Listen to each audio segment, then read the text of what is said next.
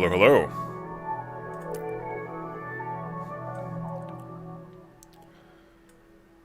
Thank you very much, Shihulid, for the extremely generous $49.99 American.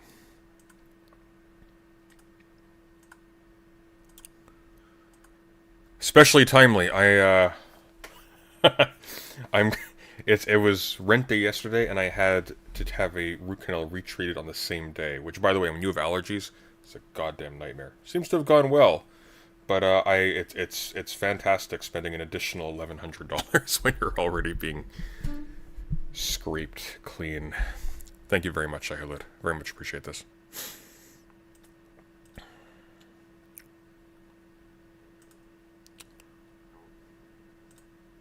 Alright, so it looks like Adam and Sitch are winning out. Can you pay $50 to cancel out the first $50? I'll allow it. I'll allow it. I don't want it. I hate Adam and Sitch.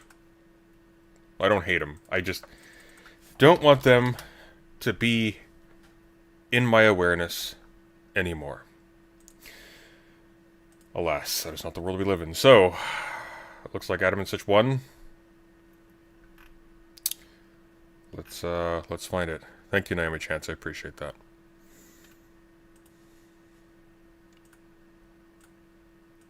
Yeah, I think it's about there. Oh, you don't need to thank me for the Twitter follow. I thought you had blocked me. Okay. No, I like talking to friends of the channel. It gives me hope for humanity. That is unwarranted. Adam and Sitch. I thought I had saved that. Adam and Sitch. Sam Cedar.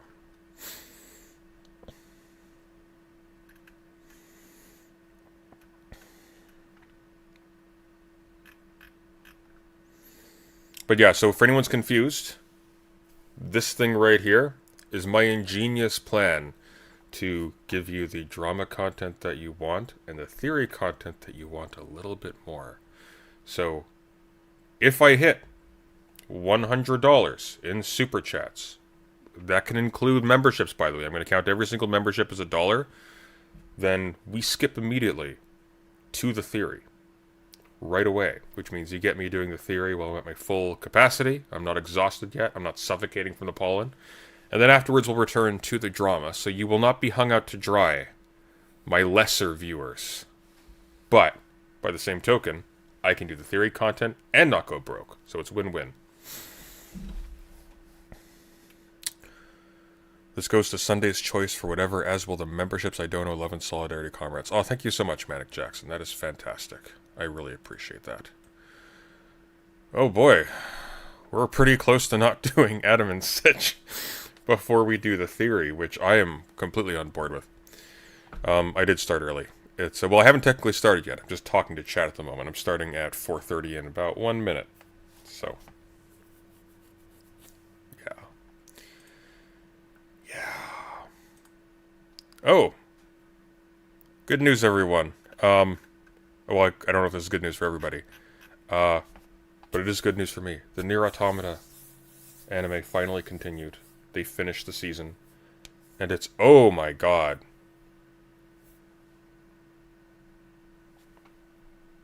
Well, Dietrich, thank you for the 50 gifted memberships. That's very generous of you. We are there. Well, that didn't take long. I'd say this is a proof of concept. We're going to do this again. Thank you very much. Alright, well. That works for me. Theory time. We have an essay by Lewontin we're going over. And there's a particular reason why we're going over the essay by Lewontin. Richard Lewontin, if anyone's not familiar, is a evolutionary biologist. Let me actually make sure I get his credentials correctly here. Richard Lewontin. Evolutionary biologist. Looks a little bit like a cross between Jean-Paul Sartre and Mark Fisher. But very cool guy. Oh, and he died in 2021. I didn't know that. Oh, that's unfortunate. But absolutely fantastic. Not just a biologist, but also a cultural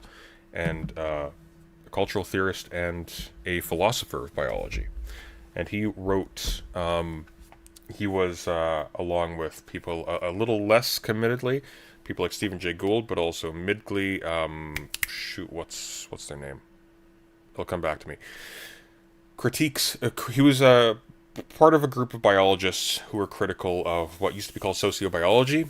It later came to be known as evolutionary psychology. So you can sort of understand, for those of you who are familiar with that, why I would be interested in people who are taking up that position. And he was heavily critical as well of the idea of laying into some discrete aspect of an ontogenic process, that is, the change an organism experiences throughout its life cycle, of loading in the information required to guide that process into a single element. To put it in very blunt terms, because I'm not a biologist and I'm coming to a lot of this pretty fresh, there's a mirror of this in the Cartesian idea of there being essentially a mind substance that is responsible for your intellectual qualities and so on and so forth. Here we can actually hide the theory bar for now, because we're done with that for today.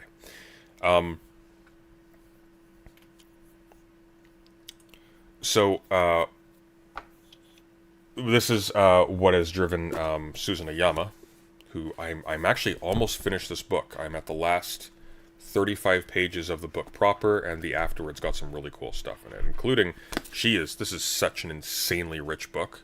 Oh, thank you so much, Lisa, Blogger, for the 5 gifted memberships. I really appreciate that. Make sure you turn on the accept gifted membership option. Oh, yeah. So chat, if you want a gifted membership, you actually have to turn on the option in your settings so that people can gift you a membership. And that way, I don't actually know what that gets you at the intro level. I think it, I'll have to look that up. But in any case, helps me, so that's good. Lewontin's fallacy is, so random guy says, Lewontin's fallacy is what's invoked when you don't hate black people enough for someone who will never have sex for their own fault. I have no idea what you're saying, but I'm sure it was important with some slight edits. Anyways, sorry.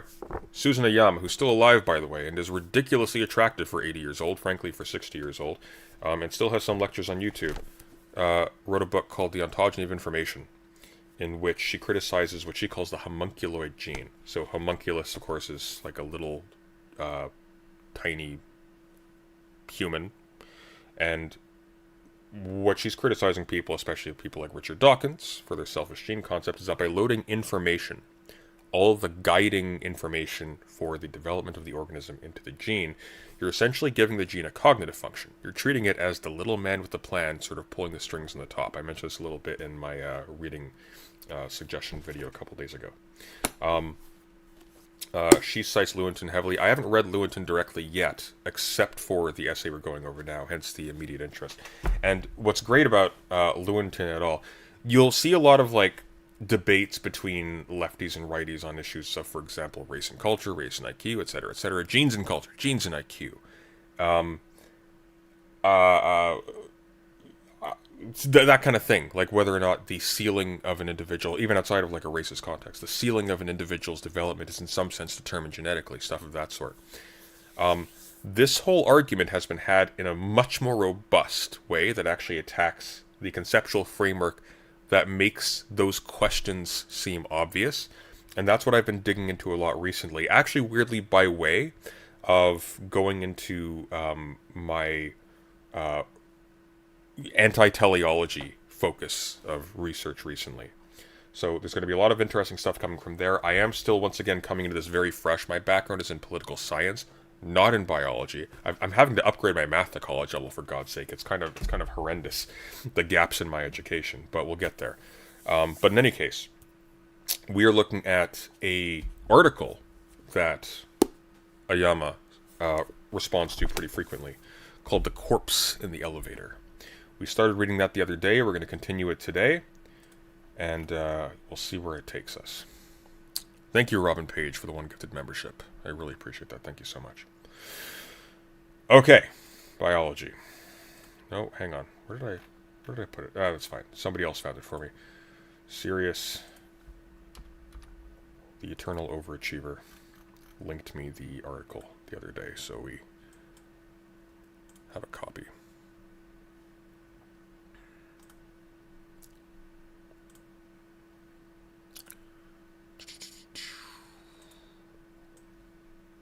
Alrighty then. Brilliant. Gonna make myself small. And pink, what is going on? Hang on.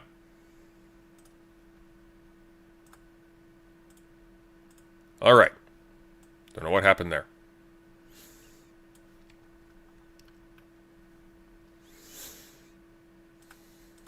Do we want this one? There we go, okay. Bellissimo. This is a story all about how... Okay. And we left off... Let's actually zoom in a little bit. I think we got to like page 10.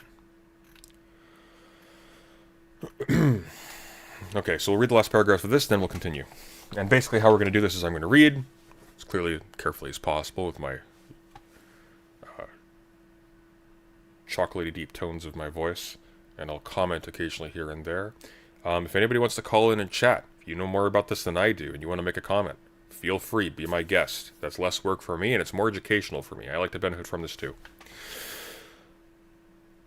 Let's get into it. It is precisely in the mechanism of inheritance that the dialectical process of life is most clearly manifest. Particular genes do indeed contain the information in their DNA sequences to specify that this, rather than that, protein can be made. The actual manufacture of proteins requires the intervention of enzymes, which are themselves proteins, and so have had their structures specified by yet other DNA sequences. Moreover, enzymes make new DNA using old DNA as a model, so genes quote-unquote make the proteins that quote-unquote make the genes, while proteins quote-unquote make the genes that quote-unquote make proteins. And one of the ways in which Ayama elaborates on this is she specifies that the genes themselves, DNA, by themselves they're essentially inert. It's through the the functioning of cells, essentially through a process. She considers basically all life processes to be ontogenic processes, which I think is correct, because it is just formal change over time, that generates the information as an organism interacts with its environment, and its environment interacts back with it, and so on and so forth.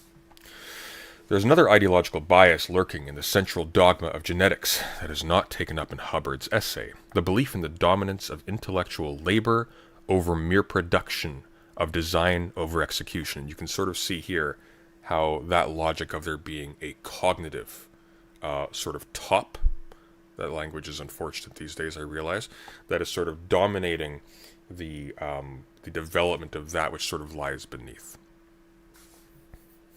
So the gene, in effect, is treated as a brain. We speak of Cheops building the Great Pyramid and of Napoleon conquering Europe. Cheops is also the name of pyramid, Chesson-Dune. Although, of course, laborers built the pyramids and French soldiers conquered Europe. In the production metaphor that dominates molecular biology, the genes play the role of blueprints, of designs that contain the true essence of the thing to be produced, while the enzymes and cell structures are quote-unquote merely the production machinery itself, undifferentiated labor power that can be put to any use. One hardly needs to be a Marxist to see the evident penetration of the bourgeois worldview into biology. It is said that Thomas Henry Huxley, when challenged to explain why, despite generations of circumcision, Jews continue to be born with foreskins, instantly replied, "There's a divinity that shapes our ends, rough hew them how we will." No field of investigation has produced more crises of faith in Cartesian reductionism than the study of embryonic development. Yeah, sorry, not L. Ron Hubbard. Different Hubbard. Different Hubbard. Here, let me find out which Hubbard it is exactly, because we didn't read the name this time around. Ruth Hubbard.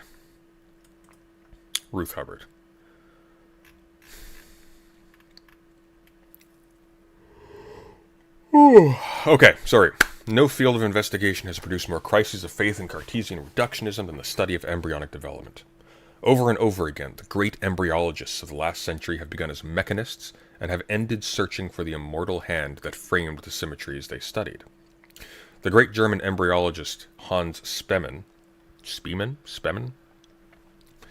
thought he was on the track of the chemical organizers of development until his student Holtfretter showed that he could get frog embryos to make eyes and legs by shoving toothbrush bristles and cellophane from cigarette packs into them.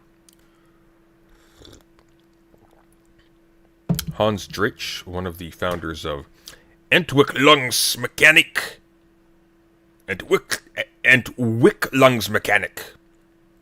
wound up believing in vitalism and parapsychology.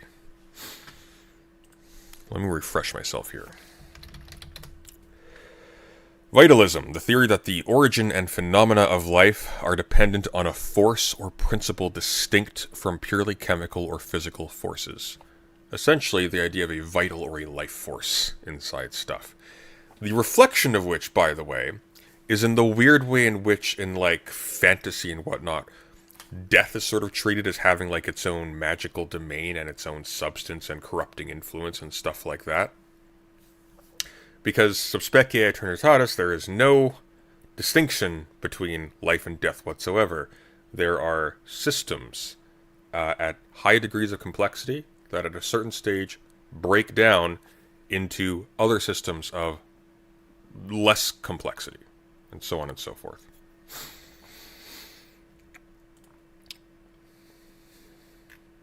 The problem has been that when developing embryos are challenged by perturbations, they often respond by ignoring them. The capacity of a developing frog to end up as a normal adult frog, despite insults and injuries heaped upon it by the embryologist, has led many biologists to believe in some mysterious force or inner will contained in living stuff. So, for example, simple Cartesian reductionism leads us to analyze a leg as being composed of toes, a foot, and a shank, and each of these in turn as made up of constituent muscle, bone, blood vessels, nerves, and skin. Yet, if one cuts out the developing limb bud of an amphibian, shakes the cells loose from each other, re-aggregates them into a random lump, and puts the lump back in place, a normal leg will develop. It is as if each cell had within it the information quote-unquote limb without knowing whether it is to be toe or shank, muscle, bone, or nerve. Unlike a machine whose totality is created by the juxtaposition of bits and pieces with different functions and properties, the bits and pieces of a developing organism seem to come into existence as a consequence of their spatial position at critical moments in the embryo's development. Such an object is less like a machine than it is like a language, whose elements, despite a superficial identity of morphology, take unique meaning from their context. The very different properties of language-like and machine-like systems become apparent when attempts were made to build translation machines. How does one build a machine that will translate correctly into, say, French, the two sentences, fruit flies like bananas, and time flies like an arrow?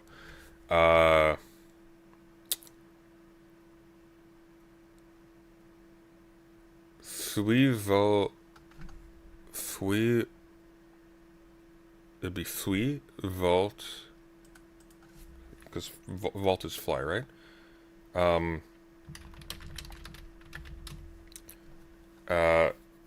Com, fui, vault, com, banane? Banana in French. Banane! Fui, vault, com, banane. And, oh, I see.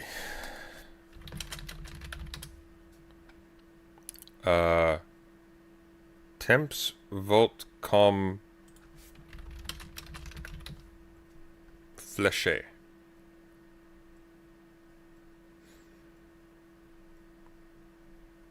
Anyways, sorry. Press on. In the past, the failure of embryogenesis to yield to the Cartesian program of cut and paste has led... This is why I left Quebec. My French sucks. Robin Page says, Present Sunday, check out the Wikipedia articles on universal Darwinism and its subfields for a better understanding of the evolutionary algorithm as a process. I'll give that a look. Thank you.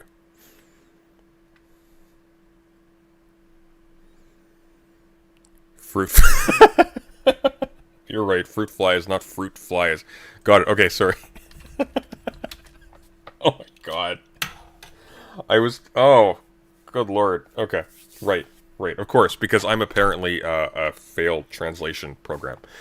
In the past, the failure of embryogenesis to yield to the Cartesian program of cut and paste has led to an alternative of an obscurantist holism, or worse, a belief in non-material life forces. The members of the Dialectics of Biology group who have concerned themselves directly or indirectly with problems of development are above all materialists, so they reject vitalism. I screwed up the banana? It's banana, isn't it? Isn't that right? Le fruit will come une banane, and le temps will come une flèche. No, but it's not, because fruit flies are not called... Yeah, exactly. The point is, fruit flies is an insect, and fruit flies like a fruit flying. I was translating it like a fruit flying, which is just brilliant. Just brilliant. Sorry. The members of the Dialectics of Biology group, that's a hell of a name, who have concerned themselves directly or indirectly with problems of development are above all materialists, so they reject vitalism. But they reject holism as well.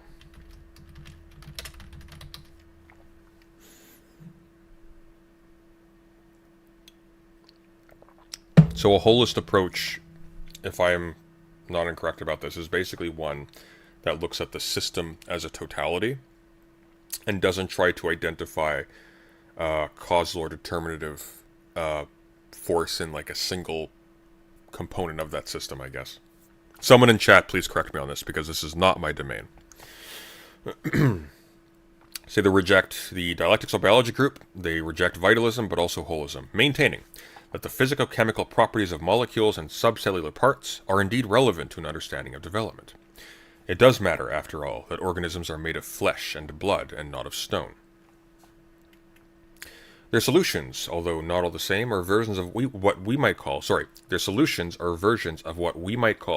constrained relationalism. The properties of organisms are consequences of the particular interactions that occur between bits and pieces of matter.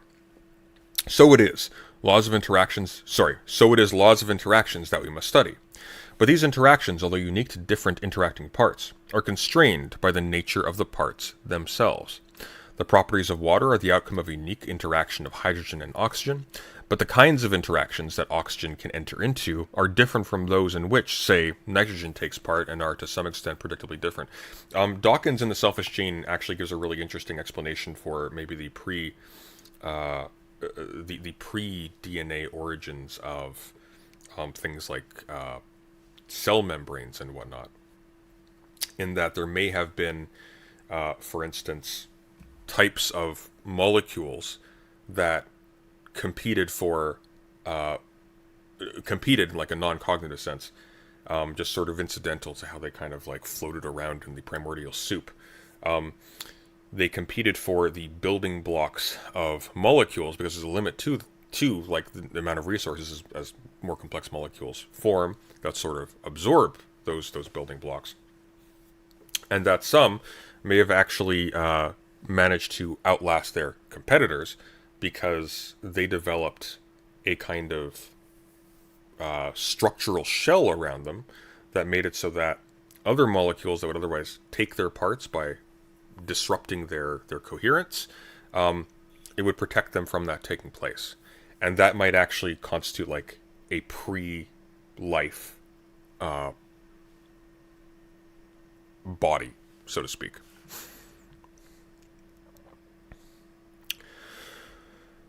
The properties of water are the outcome of a unique interaction of hydrogen and oxygen, but the kinds of interactions that oxygen can enter into are different from those in which, say, nitrogen takes part, and are to some extent predictably different. Of course, it is one thing to call for a biology that is relational rather than compositional, and quite another to put the call into practice. One of the simplest examples of a force that is created by the very objects that are under its influence is a gravitational field. Yet, a complete description of what happens when only three bodies interact eludes us. If development is really, in an important sense, a consequence of the relations between things, how are we to reduce the incredible complexity of relationships to a manageable set of regularities? And how are we to do this using an experimental method that is itself so wedded to Cartesian analysis? If development is really, in an important sense, a consequence of the relations between things, how are we to reduce the incredible complexity of relationships to a manageable set of regularities?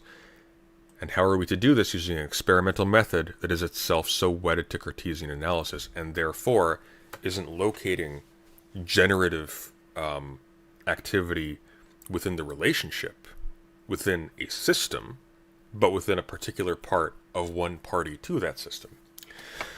If thinking about embryos has troubled Cartesian reductionists, thinking about brains has driven everyone to distraction. Descartes' solution to the problem of mind was, as we all know, to exclude it from the universal machine, and to claim that soul was separate from body. In the biology of the 20th... Yeah, there's a three-body problem, Alice. In the biology of the 20th century, however, Cartesian dualism is simply not acceptable. Whether reductionist, holist, or dialectical, all parties agree on a materialist view that everything in the world is some manifestation of matter and energy. By the way, this is reflected in Thomas Hobbes' political atomism. It gets really weird. It's also reflected in Paradise Lost, but that's a different stream. Reductionists have interpreted this materialism in a rather naive way, as they so often do, providing some amusement in a really dismal science. So, for example, it was fashionable not long ago to suppose that specific memories were encoded in specific nucleic acid molecules, and there were several reports now discredited that one flatworm could learn what another flatworm knew by eating it. After all, genes are made of DNA, and aren't they just a form of quote-unquote information? A memory, quote-unquote, of our ancestors. The price of metaphor is eternal vigilance. That's quotable. Oh, that's such a good line. Price of metaphor is eternal vigilance. A more serious attempt has been made to analogize the brain to an electronic computer, a metaphor with administrative consequences, since it's led to the formation of a number of university departments of artificial intelligence. While these groups have produced a few elementary robots... By the way, this is a very old article, just to be clear. The book that I'm holding up that cites it is from the 80s. While these groups have produced a few elementary robots and some very clever problem-solving computer programs, including one that will do high school geometry proofs, it is now universally agreed that if the brain is like a computer, it is like a computer no one has ever designed. Among the difficulties with the computer analogy is that, unlike an electronic memory, human memory does not store specific events in specific spots, and new experiences can actually induce the formation of new circuits. Yet every materialist would have to admit that if I could build with transistors or wires or whatever hardware an exact copy of my brain, and then set the electronic currents flowing in it as they are now flowing in my brain, that machine could have written this sentence. That is, it could have contemplated its own existence. The reductionist view of the relation of the brain to the mind has been either to claim that the brain produces the mind, or to deny the relevance of the mental altogether, saying that it is quote-unquote nothing but a brain state. There's a less sophisticated version of this in Daniel Dennett. There's a more sophisticated but slippery one in Richard Rorty. You can find that in Philosophy in the Mirror of Nature, which is very interesting, but be on your guard. In either case, the physical brain is at the center of attention, the proper object of study for the scientist. Here, I'll show you what it looks like, just because I like showing off my books. This is Richard Rorty's Philosophy and the Mirror of Nature. It's actually fantastic. Rorty is great. Just don't trust him. He also does Peirce dirty. Charles Sanders Peirce did not deserve that.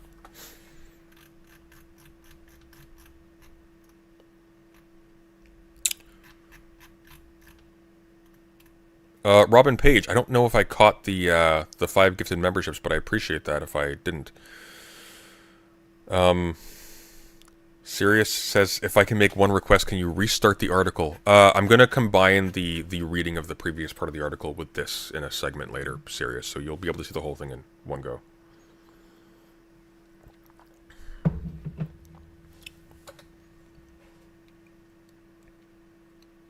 Sorry. So the reductionist view of the relation of the brain to the mind has been either to claim that the brain produces the mind or to deny the relevance of the mental altogether, saying that it is quote-unquote nothing but a brain state.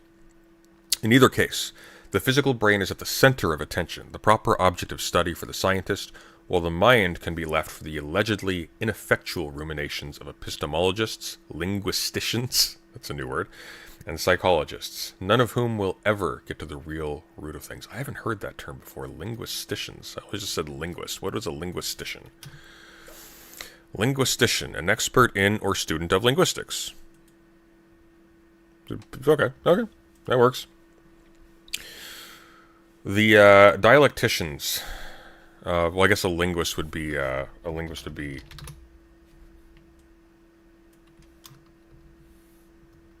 Yeah, a linguist is someone who is skilled in foreign languages as well as someone who studies linguistics. But to be more particular, someone who studies language scientifically, that would be a linguistician, because they are involved in linguistics as the object of their study. They are not a quote-unquote linguist in the same sense as like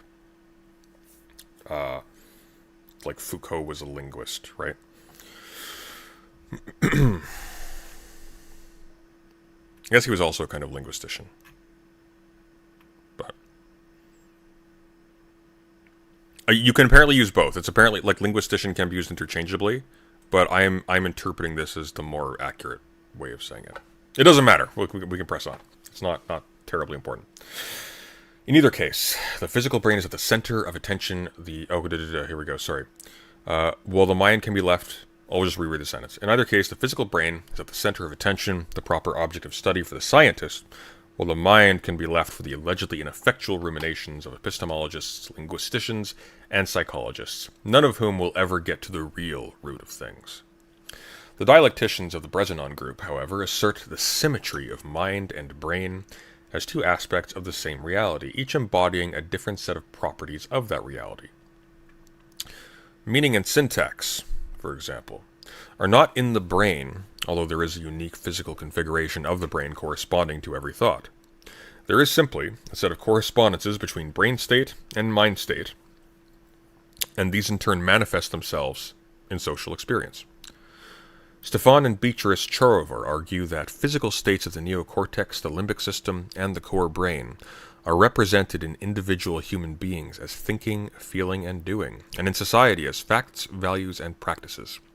Changes that arise out of activities at one level do not cause, but are manifested in and represented at others.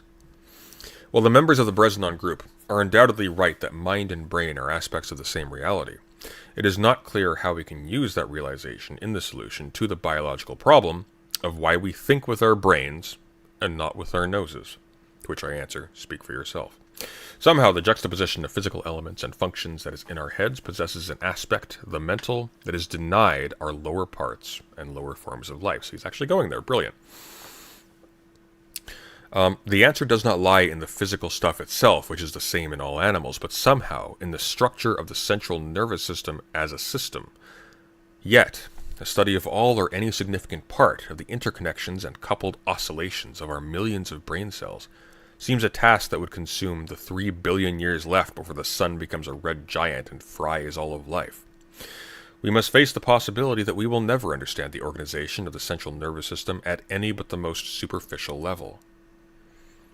What then is the insight that dialectical thought offers? Surely it is not simply the idea that things interact to produce unique properties that do not belong to the components themselves. Even vulgar reductionists agree that hydrogen and oxygen are toxic gases, but that water is wet and sustains life.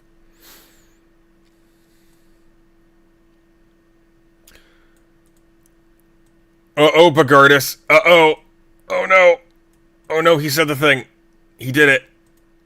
Oh, you'll never recover. Vosh, you're vindicated. And dialectics must mean more than that one thing can have two very different co-equal aspects, since that was already decided at the Council of Nicaea, 1500 years before Hegel and Marx. What characterizes dialectics is its rejection of the terms of the argument that places all questions somewhere on a line between explanation by properties of parts and explanation by emergent properties of wholes. We're getting Haas too. Boy, everyone's taking strays today. It is not that a whole is more than the sum of its parts, but that the parts themselves are redefined and recreated in the process of their interaction. So the reductionist sociobiologists argue that individual human limitations place constraints on society, but in fact, social organization is the negation of individual limitations. I'm going to reread that just for my clarity. So the reductionist sociobiologists, forebears of evolutionary psychologists, argue that individual human limitations place constraints on society, but in fact, social organization is the negation of individual limitations. No human being can fly by flapping her or his arms and legs. Yet we do fly because of the existence of airplanes, airlines, pilots, fuel production, radios, all products of social organization.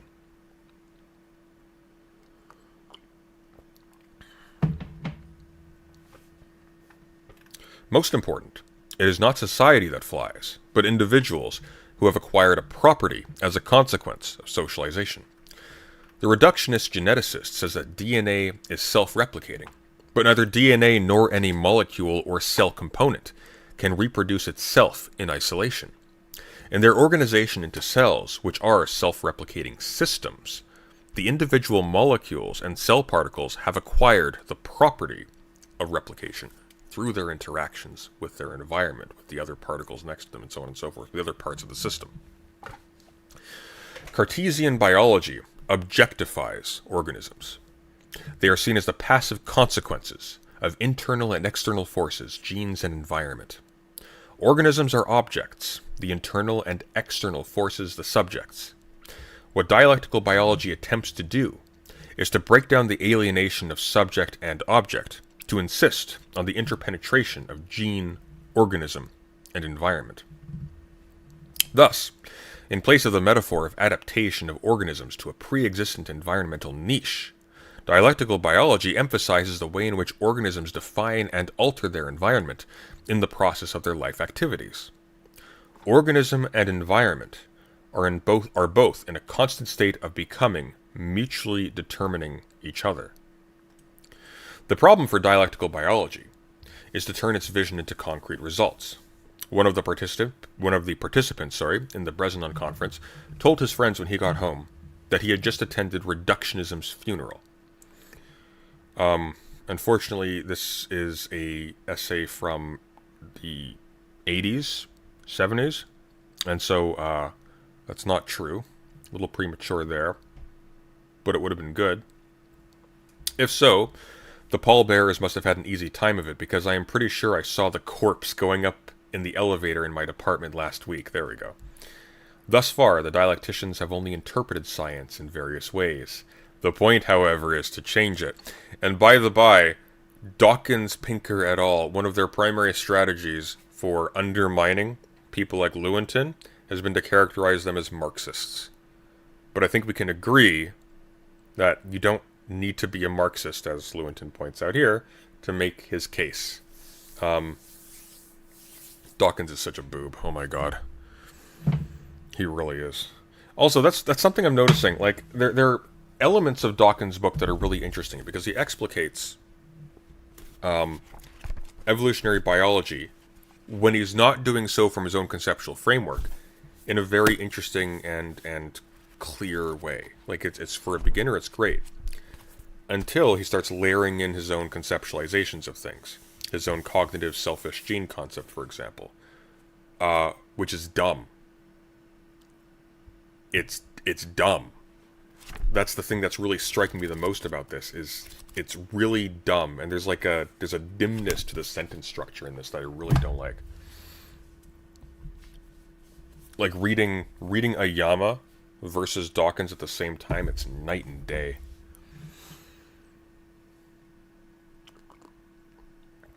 He was a Marxist, but being a Marxist does not make you a bad biologist. If anything, it seems to have made him a very good biologist. And by the by, Lewontin is an actual evolutionary biologist, not a zoologist with a bunch of honorary degrees, because he wrote popular stuff for a lay audience who didn't know the difference.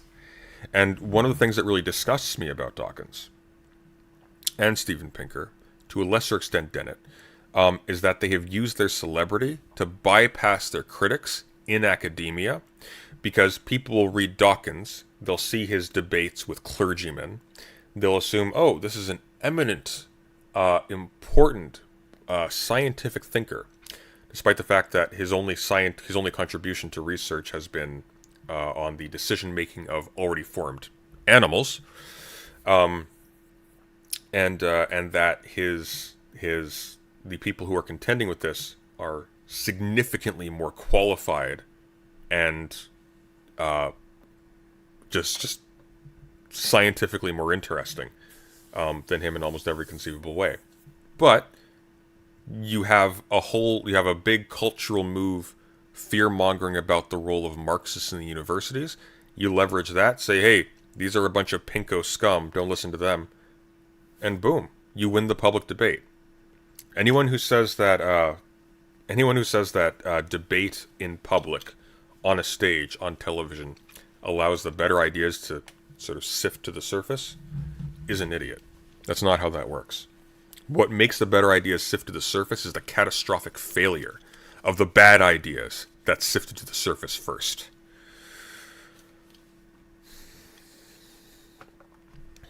Have you read the Extended Phenotype? I've read bits of the Extended Phenotype, and it was a while ago. I'm reviewing a bunch of stuff, but I had a philosophy of science seminar in 4th year a long time ago. We were looking specifically at images in scientific literature, and we read selections from the Extended Phenotype and from The Selfish Gene.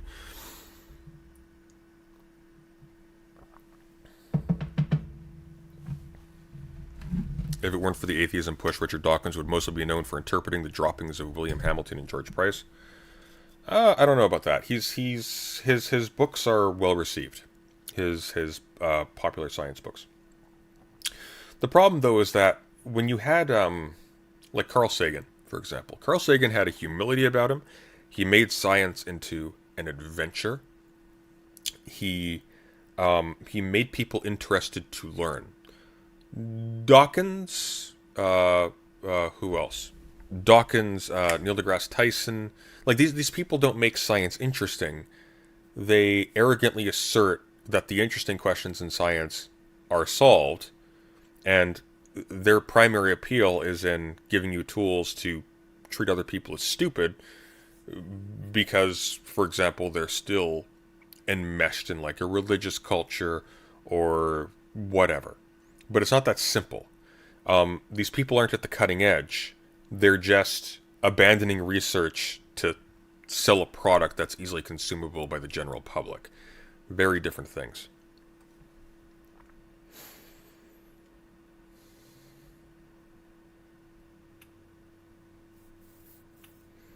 Isn't Dawkins also turf adjacent? Dawkins isn't. Dawkins is full on turf. He's not turf adjacent. He is full on turf.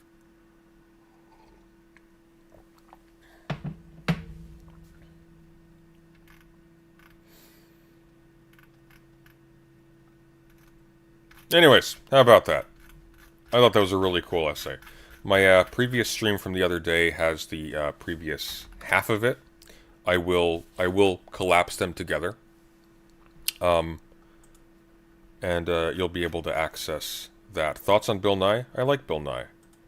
I haven't watched Bill Nye in a long while, so maybe I have issues with him still to this day. But my general impression is that Bill Nye is. He's not doing the same thing Dawkins is. There isn't a bitterness and a stultifyingness to Bill Nye that you get with Dawkins. He's had some cringe moments, like the Bill Nye Saves the World thing. Is that what it was called? When he was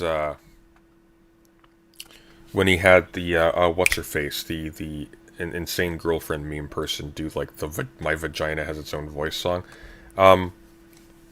And like the ice cream thing, it was like, it's like, okay, he's cringy, but I think Bill Nye is a significantly more sincere science popularizer. I liked his debate with Ken Ham. He had really good answers in that debate. That would actually be fun to watch. Do we want to watch the Ken Ham Bill Nye debate? I haven't seen that in forever, and when I did see it, I was religious, so I haven't seen that since then. That show was very strange. That show was a miss. I really wish he just did more of his Bill Nye stuff. Here, we'll put a poll, okay? Bill Nye versus Ken Ham before Sam Cedar versus Adam and Sitch.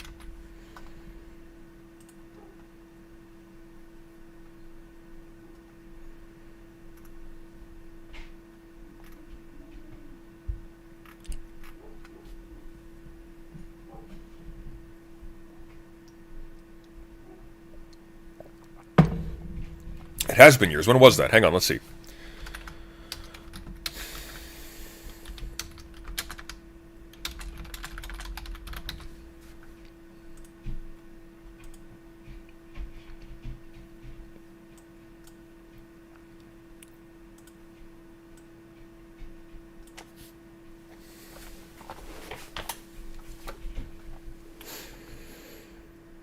No, not Bill Nye versus Adam and Sitch. Bill Nye versus Ken Ham. God, I'm having a stroke.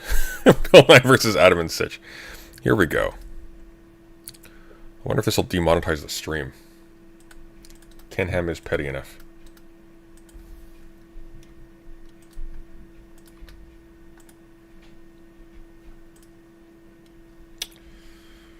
It's a long debate, too. All right, let's see where we're at here. 79% of you say yes after 34 votes. I'm going to give you another minute.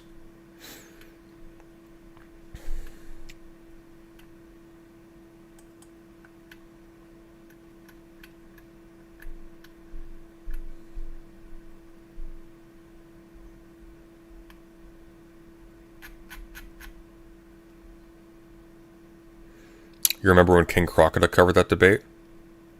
Did he? Huh. This is from, oh my god, this is 9 years old. I remember watching this live. That is so weird. Here.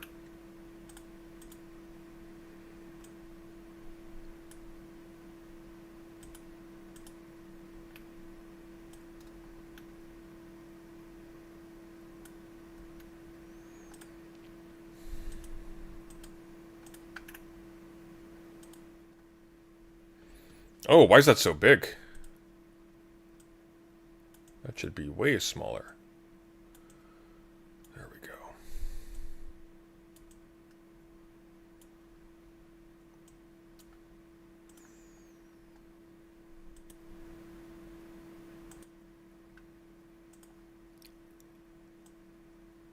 Here, you know what? Actually, I'm gonna make myself smaller, and we're gonna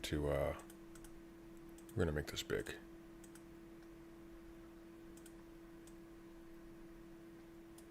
All right, hold on to your butts. Here we go. This is a blast from the past. So this is interesting. So check this out. So this guy that was just on the screen here. Well, we'll cut it after this. I'm not going to waste your time going over this garbage. This is Danny Faulkner. These are his articles. This is where they're published. Journal of Creation. Creation Research Society Quarterly. Creation Research Society Quarterly. International Conference on Creationism. He only is published in creation journals. So, there. I'm gonna run to the washroom. We're gonna do Sam Cedar. I can't do any more of this. This is gonna melt my brain. Be right back, folks.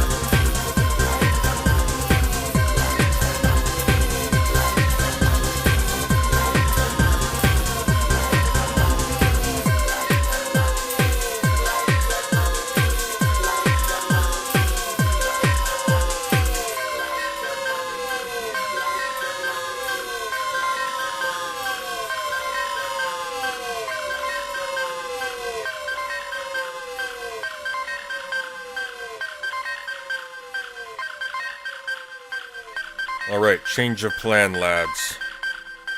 We're being summoned to talk with Wick and Aristocracy for a bit. We'll do Sam Cedar afterwards. Bear with me for one moment. We haven't talked to Aristocracy before. This might actually be interesting. So let's go into backstage. We'll turn our virtual camera on so they can see us. I think we'll probably want to go with a smaller one here. Then we'll want... Yeah, so we'll wait for them to pull us in. Hey! Hello! Hello. You're live. I am indeed. You're also live on my end. I hope that's alright.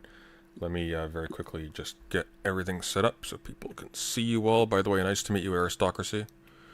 Lovely to meet you. Has anyone ever told you you sound like Harrison Ford? I've been told I look like Harrison Ford. Generally, I sound like autistic Snape. I see both. Okay, anyways, here we go. Boom. There we go. Yeah, we just had a wonderful discussion on political violence as well as the Barbie movie, actually. I haven't seen that yet. I have to, though, because I have to... We're talking I was so about... disappointed by that movie, like, to be honest. It's a conservative I feel masterpiece. like I'm the only one who didn't about? enjoy myself. Pardon? It's a conservative masterpiece. What are you talking about? I have eudaimonia in my chat, so I'm just... How was the... I'm curious about the violence conversation. What were you guys digging into? We discovered that violence is bad sometimes. And sometimes it's good. I guess that was the... I don't know. It was a nuanced discussion. That's profound. What was your... Or we were pussies, one or the other. No, I'm not going to comment. What was your... What did you think of the panel that we did? I thought that the panel was fun. It was fun to watch. I think Vosh is a pretty good moderator. He is a good moderator. I do think that the core of the issue was somewhat ignored, because in reality, everyone really agreed that violence is justifiable in certain situations. Like, the question really was, what defines violence? like what is just like what is when is it justifiable? It was really more of like a semantics or a deeper philosophical discussion, which is probably going to be a lot more boring. So Well, no I one really actually, I read actually that. think, I actually think Doe made an excellent case that everybody missed, but it actually encapsulated sort of the contradiction, the anti-violence side, pretty Hmm. categorically. And she went into a discussion of like, well, what if, for example, you undermine the functioning of an automobile manufacturing facility to save the lives of all of the life forms that are constantly being crushed and run over by vehicles that are being their ecosystems being destroyed by the creation of roads, et cetera, things like that. Not that that's like a viable strategy, but let's say it was, Hmm. and everybody laughed at that. They thought it was silly and stupid, but therein lies the point. Non-violent martyrdom as your primary strategy works Yeah. if the surrounding, if your fellow citizens and the state in which you're operating, whatever, if they don't have total contempt for you. These life forms are held in total contempt by almost Hmm. both sides of the argument in this case. And so the example Yeah. is taken as a joke. But historically, this has actually been the case for many human groups as well. In a few fortuitous cases, the stars aligned up through many like trials and sacrifices. It came to be the case that in addition to other things on the side, nonviolent passive acceptance of public brutality and whatnot was the way to go, and it did actually win some gains. Nobody disputes that. But Hmm. that's my read of the whole thing in retrospect. I think the primary reason why we were really going heavy on the despite the fact that we all agree, and I know we all agree because I Hmm. told Wick his argument when he was talking to Andrew, Hmm. is because the premise Wix fan. of the debate and the reason why we had it, I can't remember the exact contents of it, but there was a tweet I was responding to, in which essentially Wick was advocating sort of the martyrdom as the only viable strategy for political change. There's a case in which that Okay, works. We have obvious let me examples, but actually tell you what happened because this go for isn't it. the tweet I made. Okay, The well, I can't. tweet It's been a I was while. getting dragged about was I made the stunning and super brave observation that Martin Luther King advocated for nonviolence. And people were like, well, actually, no, he changed his mind later in life. And actually, no, riots are the voice of the unheard. And actually, no, all this, and that, and the other. And that's what No, was no, I that think the. prompted Oh everything, no, I right? think what prompted everything. It wasn't that. That's true. And Doe actually did gaff a little bit in that conversation, if I recall on that point. But I think what people were taking issue with was this being used as a prescription for people of a group of which you're not a part. So it's one thing, and Martin Luther King was himself critiqued by other civil rights activists and black rights activists, et cetera, as well, for this. But it's one thing for Martin Luther King to tell his own people, as one of his own people, here's a strategy we're going to try to deploy. And it's another thing to tell a group that's not your own, you need to martyr yourselves until people like me give a shit. That's going to rub people the wrong way. It might rub people the wrong way, but the question is it right or is it No, wrong? no, no. The Right? the the And I the, think the that it point the is point. contextual. Yeah, It is contextual, right? There are cases where it's of right and course. cases where it's wrong. But Yeah. I'm never going to stop myself if I see something that I think can help someone else. I think it's always right and it's always correct to be able to talk to that person and say, hey, this is what I see you doing that's wrong, and this is what I see you doing that's right. That's just what we do as humans with That's each other. which is fair, except if you're not a part Yeah. of that group, if you, for example, bear none of the consequences of that plan not working, or if you bear none of the consequences of another plan not being enacted, then what that's going to read to people is ultimately you're putting forward your comfort as an outside observer ahead of the actual stuff that's happening to the people you're lecturing. Because it may be the case that the strategies that you're suggesting, even if they work, the cost might be intolerably high for the people who actually have to bear it. Well, that argument cuts both ways, It does. Mr.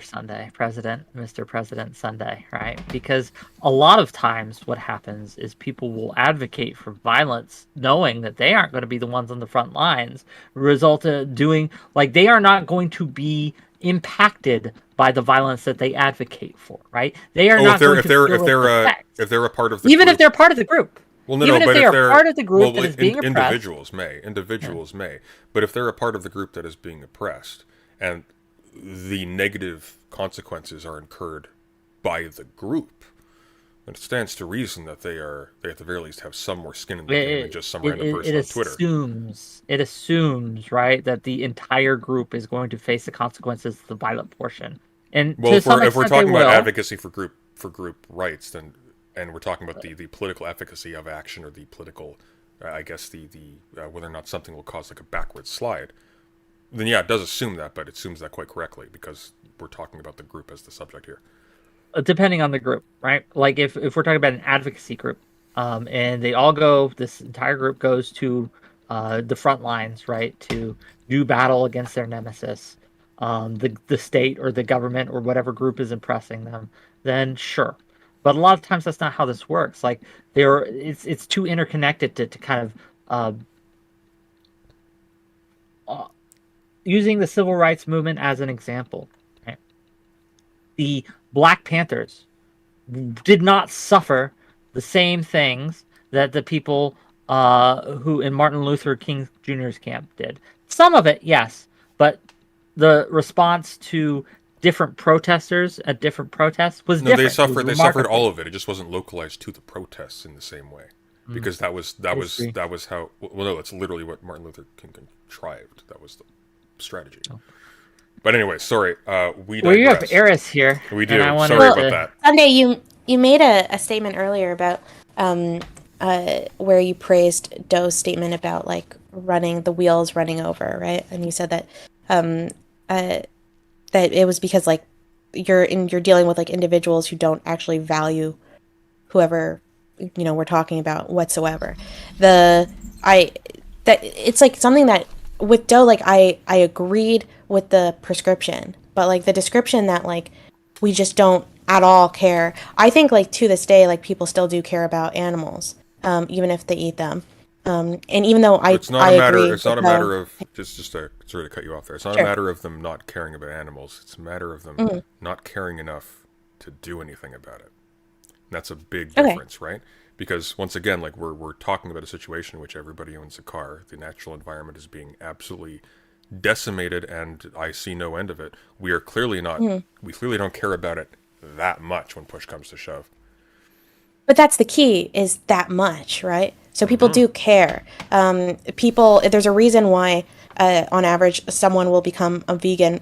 They're much more likely to become a vegan after watching like a video about the treatment of how, like, I don't know, like chickens get treated or something. So humans do care. Like even in an extreme situation, and that's where I think I end up ideologically a little different than Doe, even though like I agree with the prescription that like of how to solve the problem if that does exist. I just think that humans, I'm a little more optimistic with how humans regard other humans. Even in like the darkest ages of Nazi Germany, there's something to me that's somewhat positive, the fact that the Nazis were trying to hide what they did to the Jews to their own people. And their own people are very anti-Semitic. Like, they hate Jews immensely, right? But like, it's one thing to hate Jews, it's another thing to be okay with like innocent Jewish children being gassed. Yeah, sure. But I mean, let's run a little bit of an experiment. Wick, sure. What company makes your shirt? I don't fucking know. I got it at Walmart. Got it at Walmart? Okay, so likely that was created by a person in Bangladesh who was locked into a building to work for a brutal 9-hour day in a sweatshop. Eris, what kind of device are you using to communicate with us right now?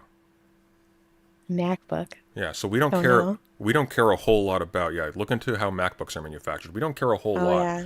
Yeah, we don't care. Not like casting blame on any of you. This is made in the Gap. Same deal. It's not a matter, once again, of people having absolutely zero emotional response to seeing the sufferings of other human beings. The question, though, is, Do We don't they? see that suffering. Do they? Well, even if they do, though, because we are all aware of this. You're aware of this. I'm aware of It's this. Eris, no, you're aware no. of I this. think There's if a I was seeing the substantive suffering, I difference. wouldn't buy a MacBook. Yeah, there's a Yeah. substantive difference. Like if I every day saw how they the I if I saw the Was that what you suffering would require to see it every every single day? day. Every Yes, single day, yes, huh? I think that like or at least a lot more than I do now.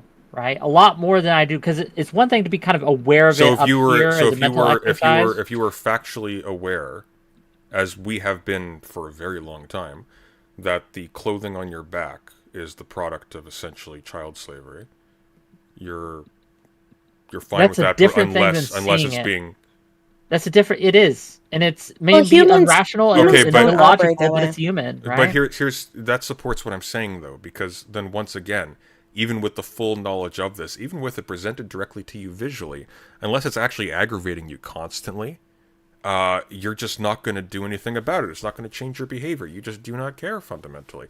You do, like, in the abstract, when you think about it, it's like, oh no, the poor kitties. But when push comes to shove, $8 for a If shirt is $8 for a shirt.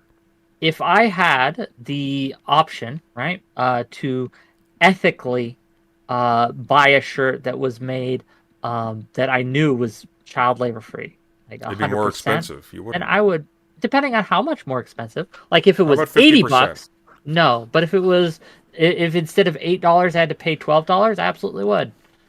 But it's generally not a difference between $8 and $12. You're typically That's the it's a bit problem, more. right? Is how much should someone be Okay, so but expected notice to sacrifice for others? you're absolutely correct, and I don't fault you for that position. But notice the shift that you've made. You've gone from saying, no, human beings actually do care. We will respond to displays of human suffering, to Displays of it, yeah. mild inconvenience. Can't do it. Sorry, that's just how it is, and I agree. No, yeah. But then if Okay. you're going to, but then if you're going to argue, that a display of suffering is sufficient by itself to cause political Not change, necessarily, these don't but these it's don't necessary. mesh together. I It's go ahead. I am certainly not an expert on protesting or anything, right? But I do know a lot about changing people's minds, and historically how that's been done. And humans are not, as much as we like to think that we're like ideological creatures who have this massive intellectual capacity. Knowing something is very different than feeling it, right? Like you have to get to our hearts to truly change our minds. It's one of the reasons why film and art is so excellent at changing people's like political attitudes rather than a great political speech. And the best political speeches are very emotional ones.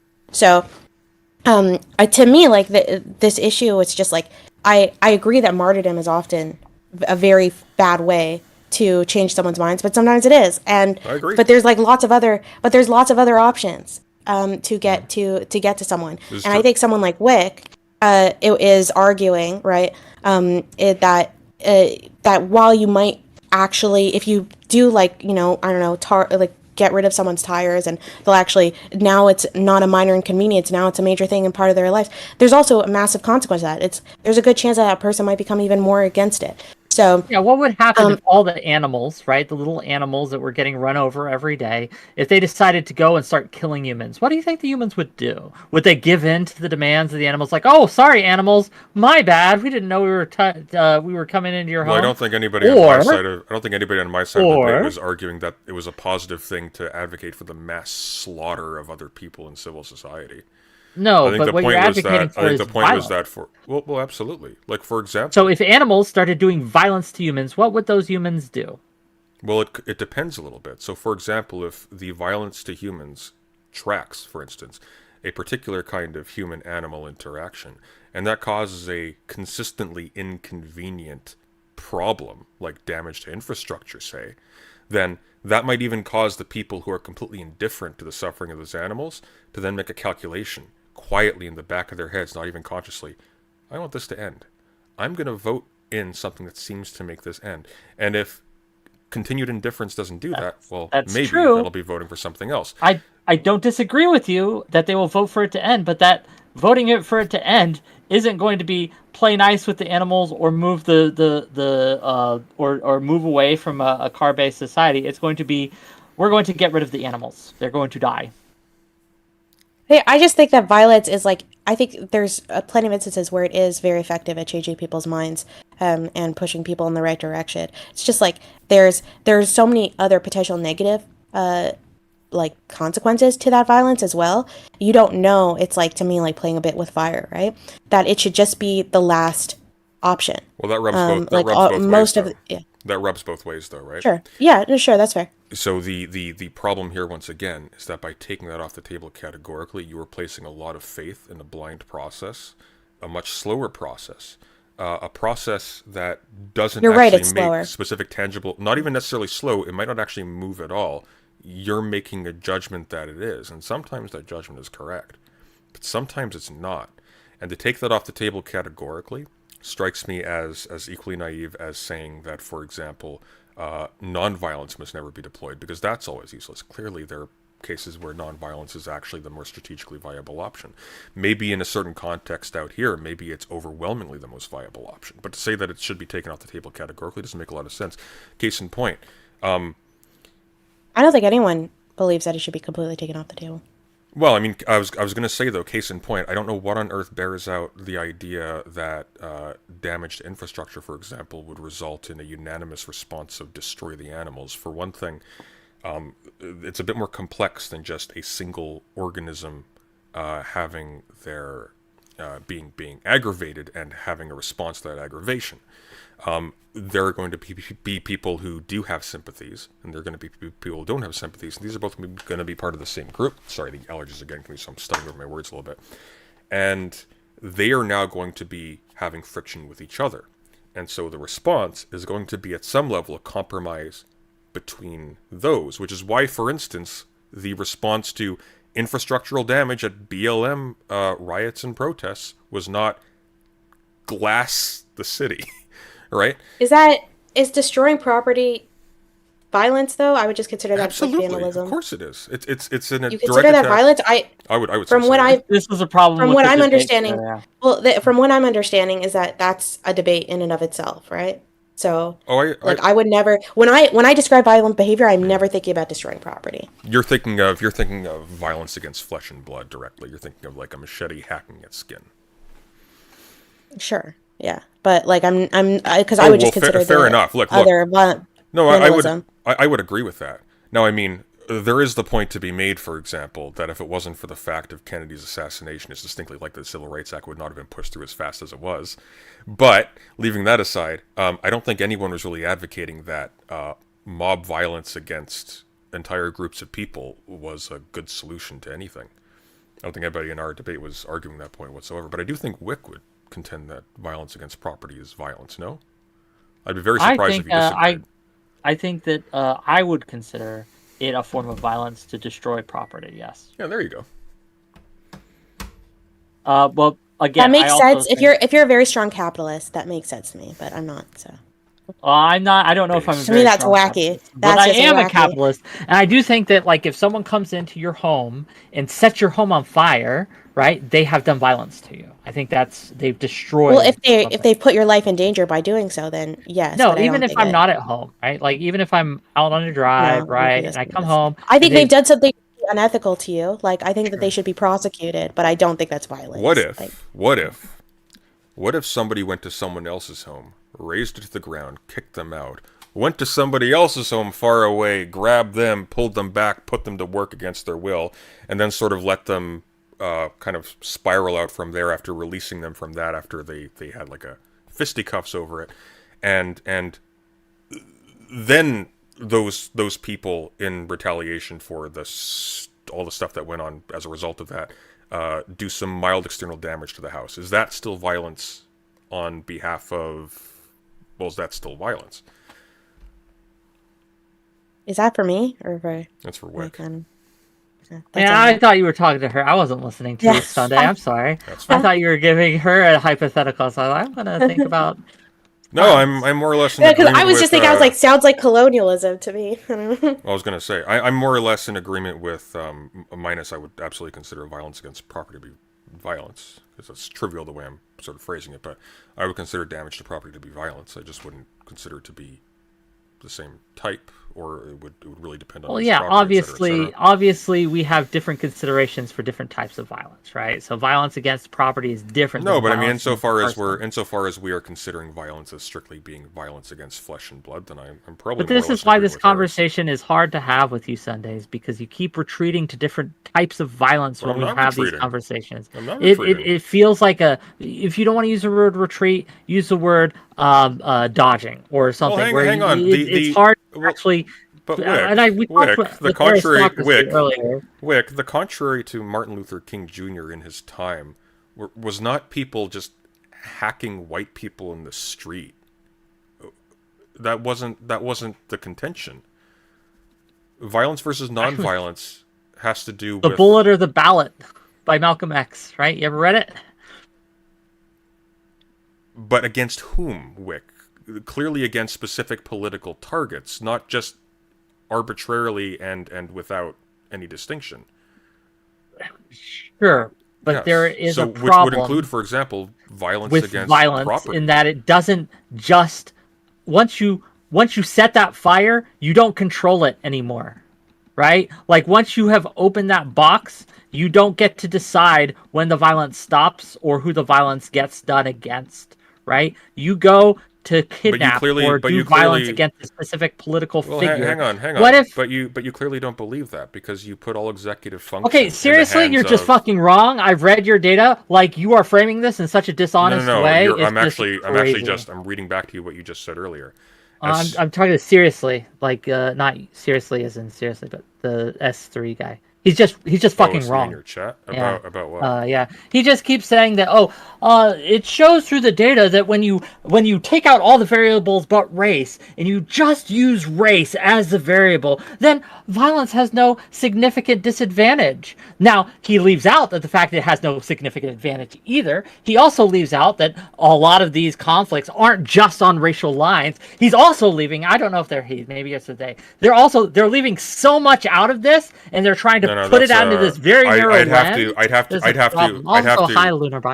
to review that, but I think you're misrepresenting the stakes of the paper that he's referring to. Okay, fair enough. But Sirius is actually referring to a fairly sympathetic response actually to the articles that you were looking at, and as well as articles by the Chenoweth. Or they're responding to they were responding to Chenoweth, and it's linking also Chenoweth as well. But that sure. aside, I read what he linked during the debate. I'll take your word for it, but yeah, it's I would read it again, I guess. Anyhow, how was the Barbie movie? What was the verdict on that? Go ahead. I didn't like it. You didn't like it? I liked it. Yeah. I thought it was fun.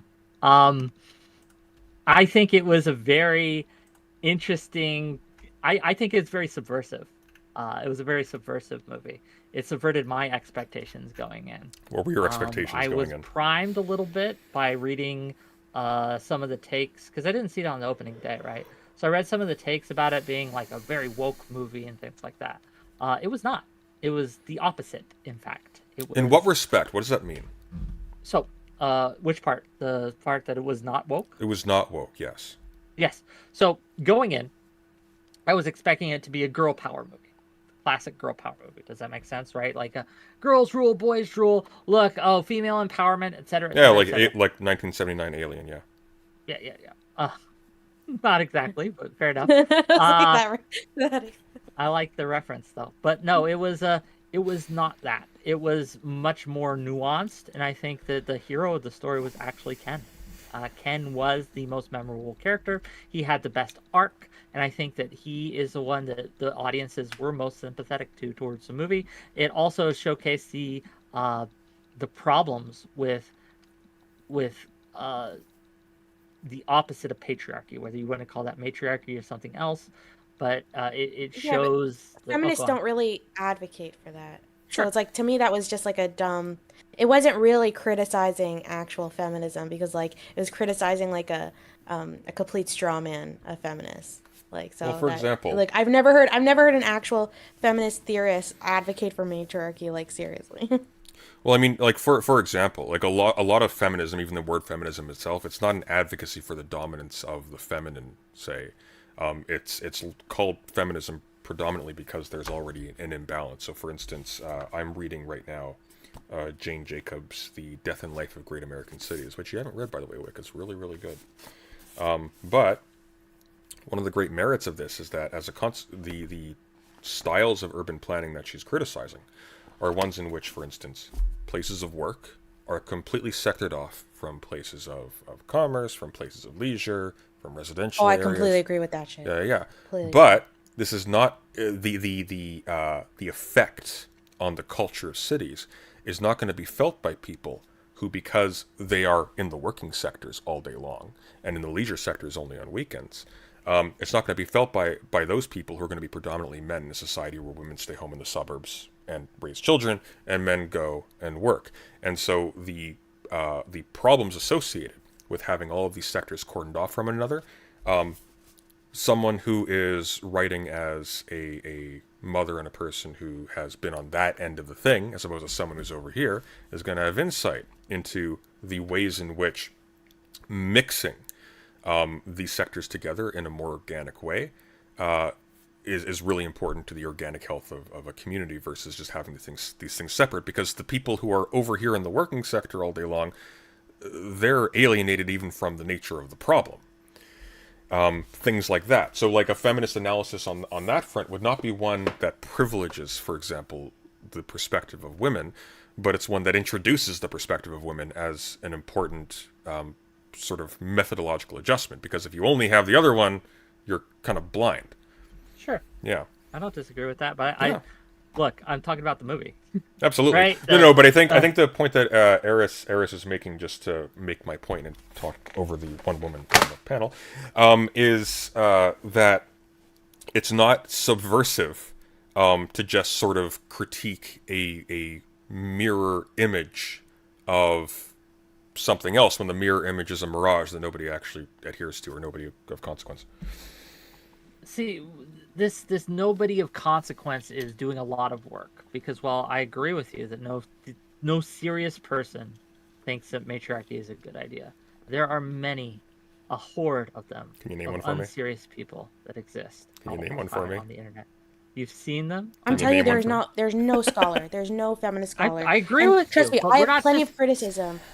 Sure. Oh, there's But one. There's got to be one. Scholars There's got to be aren't some. the only people. There's a that lot of exist. fucking crazy scholars, but none of Sure. them say that shit. Sure, there's a lot, but scholars or in academia isn't the only world in which we live. We live in a world where people distrust academia. In fact, Okay, there are sure. a lot of anti. But even the most extremist feminists I can think of, feminists that I really disagree with, like they literally don't advocate for matriarchy. Even ones that are like insanely misandrist. What right? about That's kill the things all that I men consider really. people? What is that? Do you really think anyone actually like has that serious opinion? That's not just like some raging misandrist. They politically believe that. I think that there are people who believe very close to that. Yeah, I do. That's wild. To I me, think like, it is. I agree. It is wild. my I don't think standard a for lot of them- craziness is way lower than I've seen crazy ass feminists that say wacky shit, but they never say that. Like that's I super think insane. you could absolutely find even people in academia who say that, but what I would say is that it's not really subversive to pillory a group that is already ridiculed by the broader society. What are you subverting in that case? That's just quite literally a restatement of the status quo. That To was be my problem fair, with the movie. yeah. To be fair, like maybe at that level, to its credit, for just kind of staying the course that happens to have this singular merit of being not in favor of at least that crazy thing. But that's not subversive. That's just I do think it's subversive. That was my problem with the movie because the part where they say all the political lines, like there's like a bunch of speeches, a bunch of really boring exposition that happens in the last 20 minutes of the film, and the things that they say are the most milquetoast things. I think like the most controversial thing they said there was like it's okay to be a mom. I was like, okay. I mean, I haven't heard that in a while, like but at the same time, like other than that, like the majority of it was super milquetoast shit.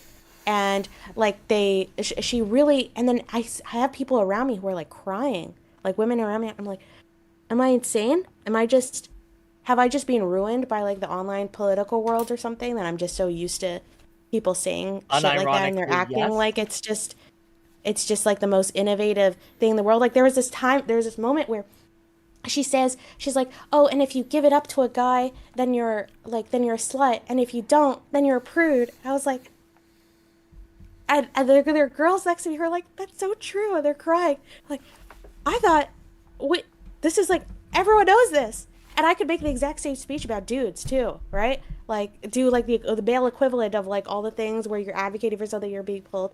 It just felt very milk toast, but it felt like it thought it was being innovative. The impression that I got, I really like the filmmakers and I really liked all the actors, right? But the impression that I got was that they wanted to say something else. They wanted to say something a little more extreme.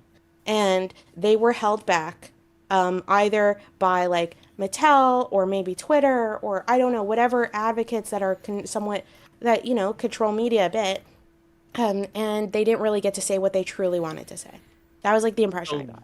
groups that control media prevented the actors and stuff from saying the message that they really Which want. group, Eris? Sorry. Yeah, which group? Oh God. Okay. What group? Can you, I was thinking specifically like probably Mattel, like, uh, or maybe they're just afraid of, or maybe it's just a purely, I think this thing is supposed to make money. It's very hard to make money even in the mainstream film world right now. So they probably just wanted to say, it felt like the whole thing was written by AI to satisfy the majority of audiences and to appeal to both conservatives and left wingers and blah, blah, blah, and not say it did. anything special or heartfelt. And that bothered me Okay. because I've Yeah. liked a lot of Greta Gerwig's previous films where it felt like she did do that. Wick, I think you live in a world where campaigns have been made against a beer company for having a person with a penis in a dress on their ads. Okay, like there's the Disney will only put same sex couples. We're operating in like early '90s territory here,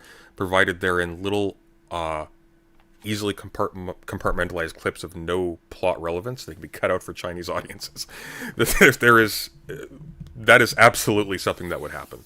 The writers could absolutely have a stronger creative vision that would be completely overturned. Sure, I'm not on the basis arguing of that, selling but toys. my argument, and let me give the positive Yeah. case for why I think this was subversive, because the expectations for so many people going in was it was going to take such a strong stance, right? The expectations going in, for many people going into that was like, oh, it was going to champion women's rights. It was aristocracy. It meant, again, is a good case study. She mentioned how disappointed she was in this because of the expectations she had in part, right? And so when we talk about it being subversive, I think it was still able to make a powerful message by being milquetoast, right? By about virtue women's. of not making that powerful Then statement, Well, it okay, subverted audience hang on. expectations. this is why I disagree with. This is why I disagree with because when in especially the beginning of the film, right? Its descriptions were actually quite extreme. Like I actually thought that its descriptions of the real world were like way too left. I actually like I don't even know a lot of it almost felt like a stereotype of what or a straw man of what like leftists or feminists claim the real world is really like, but they don't really think that because that'd be like cartoonish and weird. Like they had like the police officers being like so like overly commenting on her looks and stuff. There was literally a comment that was made by one of like when he's applying for a job where he's like where the boss is like, oh, we're still doing patriarchy, don't worry, we're just better at hiding it now. Like they were like to me like there were some pretty extreme descriptions, and so I was weirded out that they went all the way there, right? Which I can imagine that's probably why someone like Ben Shapiro was like, oh, like really upset about. But then at the end, then they take this like really milquetoast. It was just like whiplash. It's like Well, I was gonna that's say. why I got such a weird perception of it. I was gonna say like subversiveness through mediocrity in favor of women's rights. The suffragettes won. Wick, we're not. The concern right now is not would not be about whether like marital rape or women voting is good or bad. The issue would be more subtle than that. If there's simply a reaffirmation in the whole thing of precisely exactly how people are already viewing things, that's not subverting anything. I just fundamentally, I think, all due respect, I think you both have a little bit of internet brain rot if you think that's how everyone views things. I just don't think it is. I think that there are people, like unironically, who think, men rule, girls drool, or girls rule, men drool. I think they're unironically a lot of, midwits and Most of them, others in out my there who experience, on the absolutely believe internet. that way. Uh, Yeah, Well, but it's that's not what, just on the internet. I'm if I, talking to about me, people I that's meet it's in real really life. just an internet crazy thing. I don't know. I've been in a lot of really extremist feminist circles that say things that I find offensive, and they don't say that. So, like, even like in circles that literally believe all men are rapists by default, right? Like Schrodinger rapist theory, like they still don't advocate for matriarchy, right? So Sure. it's like, I, Yeah, yeah, I but don't these know. are Like that people with just seems like a coherent wild. ideologies. I'm not That's talking what I'm saying. just the Maybe people you with have the coherent internet brain. ideologies. I'm talking Maybe you about have the just internet brain. normies, right? It's Yeah. possible. well, I think I have been exposed to things like my mind has been opened and closed in equal measures by being a part of this space. Absolutely, it has influenced me and affected me. To That pretend was actually otherwise would be poetic, silly, poetic ass right? statement. You're Yeah. welcome. But again, I have most of my life been outside of this space, and I'm old enough, right? I'm going to pull this card, yeah, to have existed before but the but internet but and Wick, social media. Wick, And so I have interacted with normies in a way that I think that the younger people today just haven't. but Wick. And I think that, oh, go So on. so have I though. I've only been doing this for 3 years. I worked a blue collar job for the first two of this. Sure. I went to university. I worked at places like Walmart, for example. I went to public school. I I can tell you with certainty, the stuff you're describing, this is weird fringe shit that you only find online. You find it concentrated because they're very loud about it, but you only really find it there. True. That is See, pretty this is the thing. true. That's pretty I have true. lived. I have I lived. can name exactly one case where somebody even borderline approximates to that, and that was a much milder case. Who was a nice Wiccan lady who worked at a Okay, till. if we're gonna put our credentials online, I was a military brat growing up. I lived all over the world, literally all over the world. I have experienced cultures outside of America. I've never been to Canada, so there's that. I've been all over within America, and I've been all over without in Europe. I've been to Poland, I've been to Italy, I've been to France, I've been to England. I lived in England for 7 years, right? So I have been and experienced so many different groups and settings. That again, I think that at least when it comes to Normieville, I have a pretty broad range of people that I can that I've had experience with, that I can cite and to say, hey, this is actually a thing. Can you Like this speak? is actually a thing that not everyone, by all means, right? But there Question is for this you, Wick. kind of normie, kind of middle of the road. Yeah, kind but I of, got a question. I got a question yeah. for you, though, Wick. I got a question for you. So you went to Go ahead. Poland. You went to Poland. I lived there for about 6 months. Cool. But you're using this as like a citation for the attitudes of people towards these. What No, I'm claiming just are as fringe to topics. back up my statement that Sure, I have but I'm going to ask dealt you. with people outside of Absolutely. No, I absolutely agree. bubbles. But with respect to the question of whether or not the extreme fringe stuff that we're talking about is endemic outside of the internet or if it's really concentrated here. How's your Polish? Oh, it's not very good. How would you I know if don't you know can't it now. understand them? Because they spoke English. Their English was good. So right? Like do you think they spoke Polish to me? And again, I was very young at the time. So there is So that. they found But a at least in young my they adult years, so they approached a young English speaking American. they would talk You're to not my Canadian. parents, and I would just be playing a And game and you were listening just to what their overhearing. conversations with my Guys, parents You were were. just you guys so realize this is a massive dick competition over Yeah, here. but hang on, I'm just Absolutely. curious. I'm Like, come on. I'm so close Mine's though. bigger, damn it. I'm so close though. So, just to be clear, so what you're claiming here is that while you were playing with your toys as a child, you with some degree of frequency overheard people talking to your parents in Poland about Or at killing my all men. church, right? Or at A the, church known for its authoritarian matriarchal tendencies. What are you talking about? There's a very big counterculture, like where people would be arguing about this. And yes, it absolutely isn't a matriarchy. The Mormon Church, at least, is very patriarchal. They still don't like women to have pastors and things like that. But do you think the women there don't sometimes advocate for, hey, we should have a much more kind of matriarchal? They absolutely do. And they're laughed at, unfortunately, right? But again, like this idea that these conversations don't happen. I'll give you a much more recent example. Again, I live in Pennsylvania right now, and the house I'm staying at with the relatives I'm staying with right now. Like I remember hearing just normies, right, talking about Q conspiracy shit, right? Just Q, like that you would only hear on the internet about how they saw, right, they were at a port and they saw kids being loaded onto a boat. Just a normie person, Oh, just I'll Yeah, believe but in that. that's I believe okay, that. so why would you believe in that, but you don't believe, and it's somehow so because far-fetched to think that I've heard or I've Wick, I've got experienced an with people answer, but I've got talking an answer about for you. people being Wick, rad femmes in a way Wick, that's violent towards men. but I have an answer for you because that kind of thing is peddled by major news organizations. The kill all men shit only exists in weird little internet forums and in very unread, like fringe academic screeds.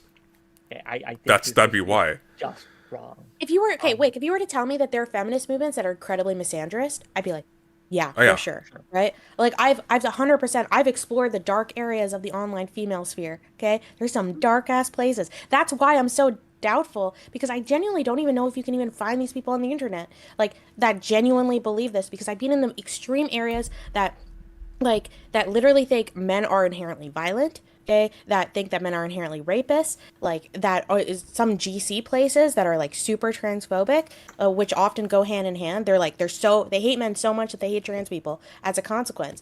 But like even they don't advocate for matriarchy. That's why I'm doubtful because I've been in that world. Okay, And they so don't it's like know enough I about challenge you. matriarchy to Okay. advocate about matriarchy. So if I've No, given that impression, what they're advocating for is things that would necessarily lead to matriarchy. They don't call it okay, matriarchy, right? that's a different claim. Then I could say sure. I mean, Okay. if we could say that like you could say that like the idea that all men are rapists can lead to dangerous consequences that could Well, lead they potentially to advocate a for like matriarchy. one example that I will give that I can vaguely remember, and remember this is over a period of.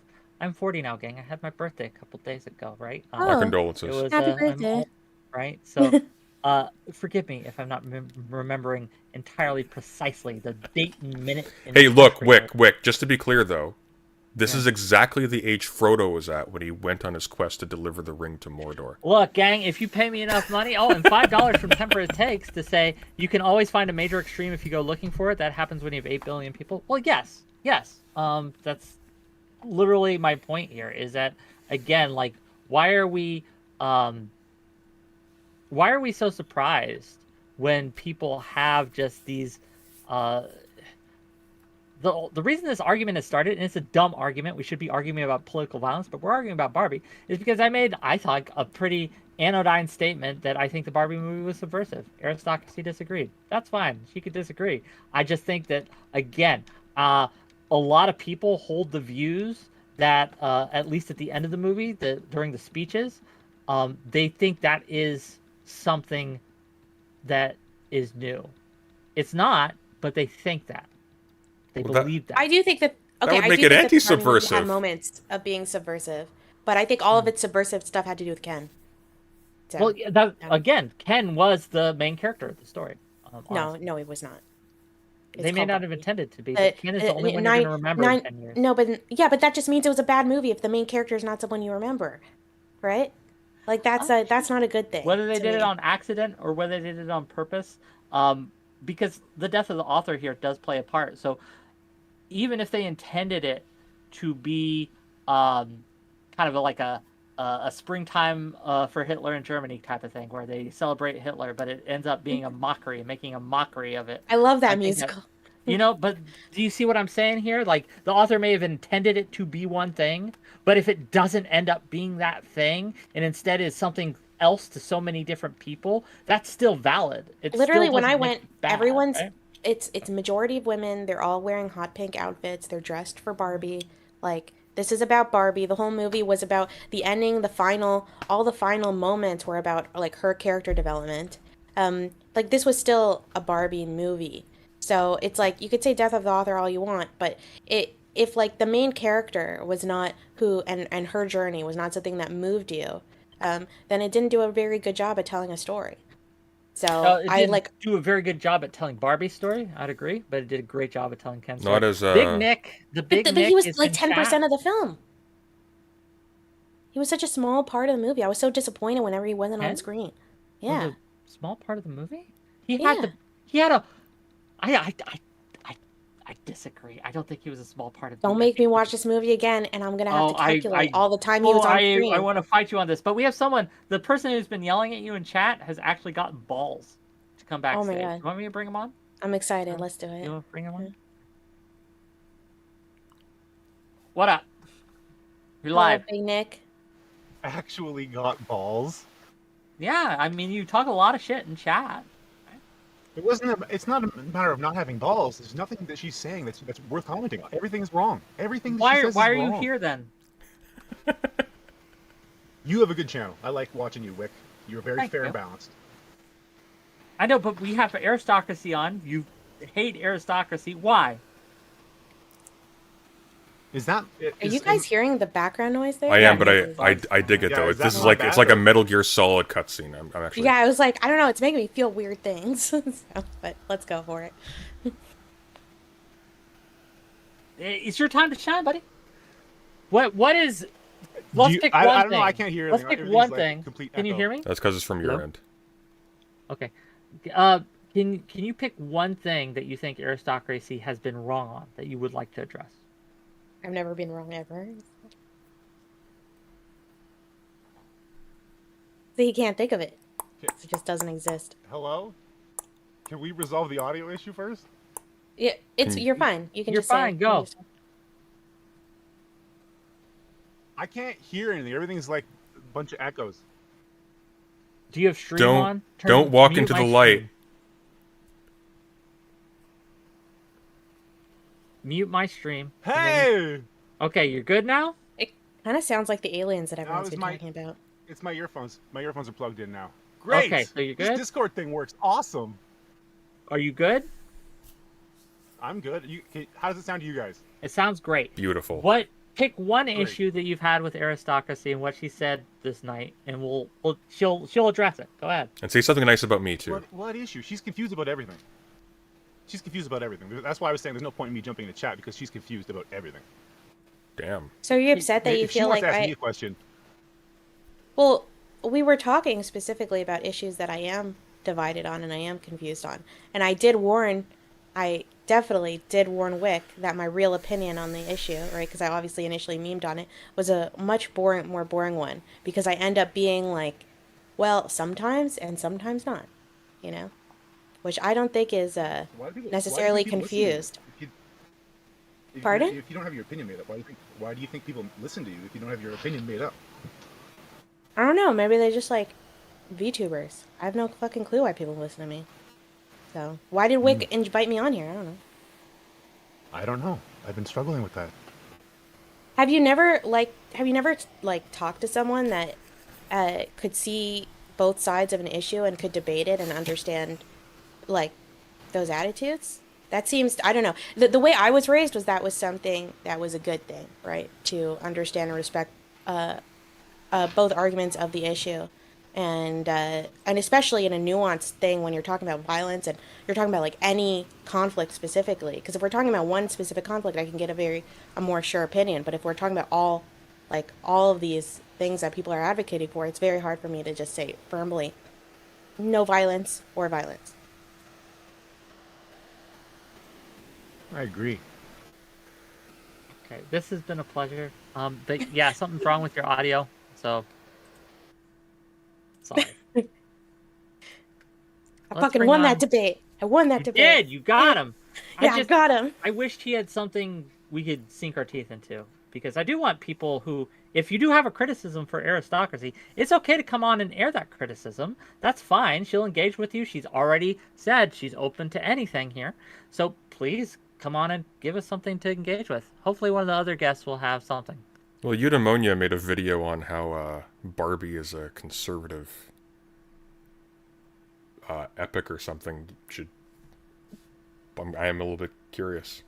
But hold on, I haven't watched this video yet because I want to save it till I've actually seen the Barbie movie. But What's up, Void? You're live.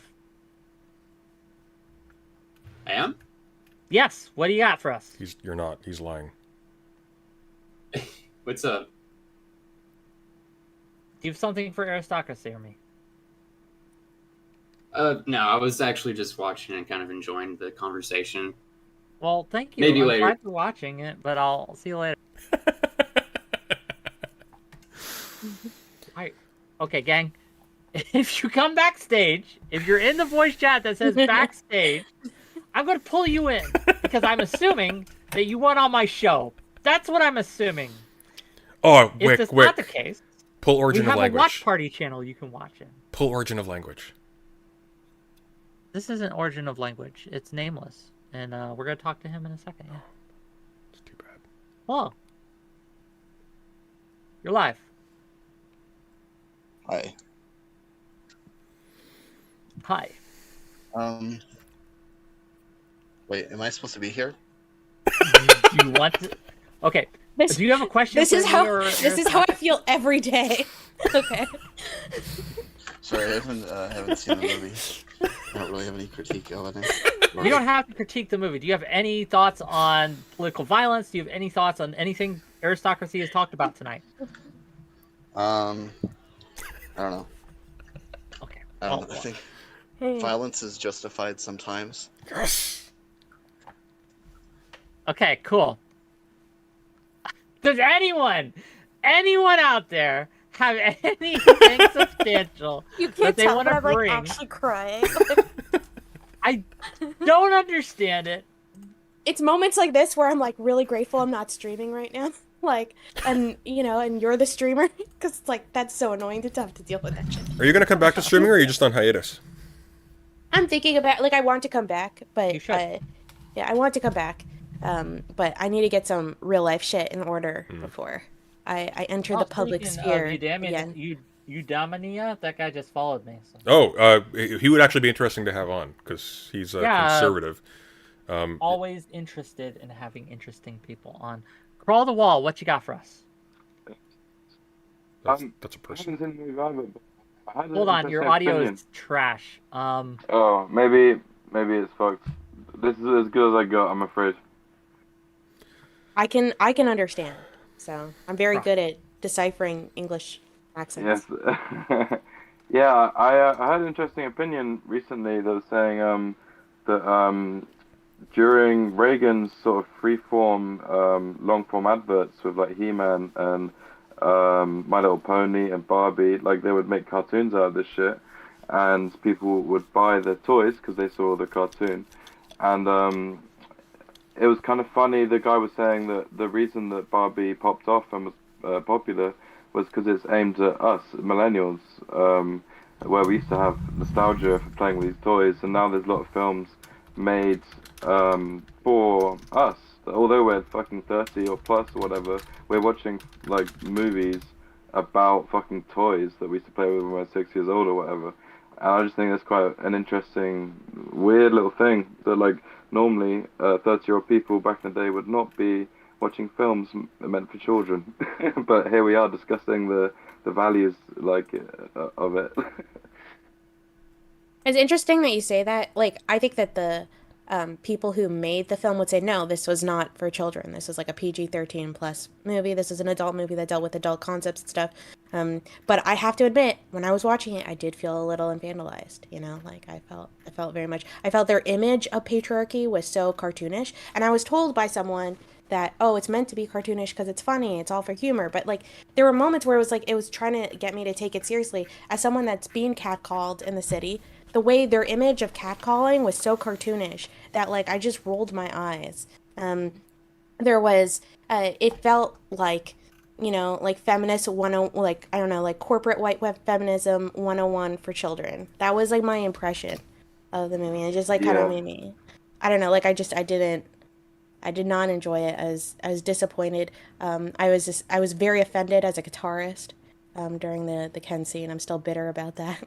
I feel So even like though he had a really maybe, cool ass guitar with a horse on it. I feel like it's an attempt by them to, for lack of a better word, like in the same way that greenwashing, it's like to whitewash, let's say, like to reconfigure our perception of what Barbie, Mattel, and those ideals that they express to us when we're kids are. They're like, oh yeah, we were bad guys. Look, we used to say this shit. It's hilarious, and they kind of make humor about it. Whereas they were the fucking ones doing it in the first place. But they're trying to like rebrand themselves as to be the good guys in some way. And I think it's in an effort to then release more of their material to our millennial generation, like He-Man. Like I got told fucking Barney the Dinosaur is scratched in to get released as a film. Like just bullshit that we used to watch as kids that is like being re-released. It's the same as Marvel movies. Like it's all made for like us, like as a retrospective. And yeah, I think that's why they're kind of really like cartoonizing all this trauma that they gave our generation basically is to try and make light of it and try and sell fucking films. They're an IP company now. They sell Barbie as an IP. Like the color pink that Barbie has is trademarked. Like it's an idea.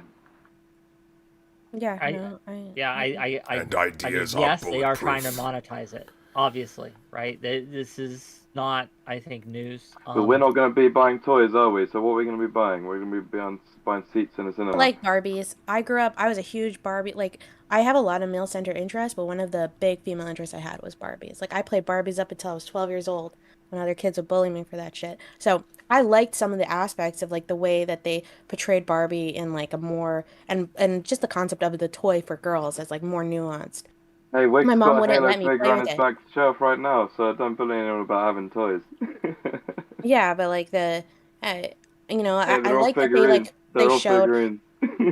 Well, I like the history. Like they delved a little bit in the beginning about the talk about how like the previous dolls that were always used for girls were always put like they were almost always focused on girls being mothers. And Barbie was one of like the first ones to really push for a doll where girls could just imagine themselves. So, but like, and when I was growing up, my mom and everyone I knew was really advocating against Barbie, saying it was like anti-feminist and all this shit. So like I thought that that was pretty cool to have like a more nuanced view of it and talk about the pros and the cons of that. But like it barely touched on it. It was like little bits. The majority of it was like this really milquetoast thing where everyone could like, you know, smile and laugh about how beautiful Margot Robbie is. It I was really hated legendary. I really, really, really hated when they lampshaded. That's like one of my biggest pet peeves in movies. That trope. There was a moment where they're like, where I think Barbie is talking about how she's like I'm so ugly, and then like the voiceover is like note to the filmmakers, as if the filmmakers are not the ones who put this in the movie. Margot Robbie is not the right person to cast for this line or something like that. And I really hated that they did that.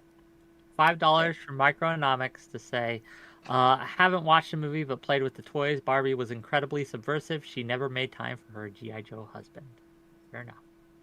Crawl, thank you for your thank you. No worries, guys. Have a good night. Bye bye. Yeah. Okay, one more, I think. Hopefully it's not a dud. Hello. Oh, wrong guy. Why are they still in the backstage chat? Yeah, I don't get it. Temperate Takes, how's it going? Hey, is this working now? Yes, it is. Yeah, I know it wasn't working last night. It was not, but we tried, right? Yeah, We had it's the okay. White Girl Council last night. The White Woman Council was summoned, and it was fun. But, Yeah, it's all right. I got to have a conversation with Aaron instead. Okay. So it's all good. Yeah, so we're gonna get back to the protest violence here. Please. I'm somewhat aligned with I'm sorry, hun, what was your name again? I'm like drawing a blank. Aristocracy. Yeah, thanks. I'm a little bit aligned with her somewhat on this. She seems to be, and you can correct me if I'm wrong, you seem to be much more kind of pro-cop than I am. Mm-hmm. My whole thing with, and I mean, this may be a difference between being Canadian and being American, but in America, even our Supreme Court has basically already ruled that our police force is not in service to us as citizens. They are not required to do anything to keep us safe. They are not required to do. There was another thought there, but I lost it. But they are not required to protect us. They are not required to serve us. So in so many ways, our police force are servants of the state. They are not servants of the people. And they have a very long history of using that to their advantage for their own personal gains and to inflict violence on innocent people for no other reason than that they can. Just to interject there very quickly, that may be to its credit, because the Canadian police absolutely do that to, once again, groups that are held in contempt so nobody gives a shit. And they are still very much an arm of the state. In your case, it's just been made explicit. By the way, Yeah, Era, so you're Canadian? I didn't I think know that. we have a lot. Yeah, I am. Oh. I live in Canada now. I wasn't born here though. But the I wouldn't say I'm pro police, right? Because I have a lot of issues with a lot of police departments. I just like I try to judge police departments individually. But because they're all incredibly different from one another.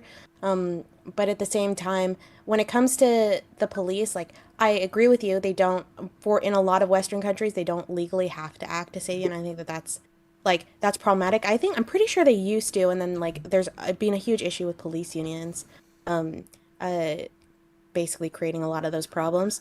But to me, those are just issues with the police and improving and making them better. Like police used to be even way worse, in the majority of countries. So it doesn't mean I'm against the concept of police, right? It's just like I Well, just agree with you that I wonder what there's you a lot think. of problems with them. I wonder what you think of this. But So, I also think that sorry. one more last thing is that I do think that if the police are advocates of the state, I see the state in a democracy as representatives of the people.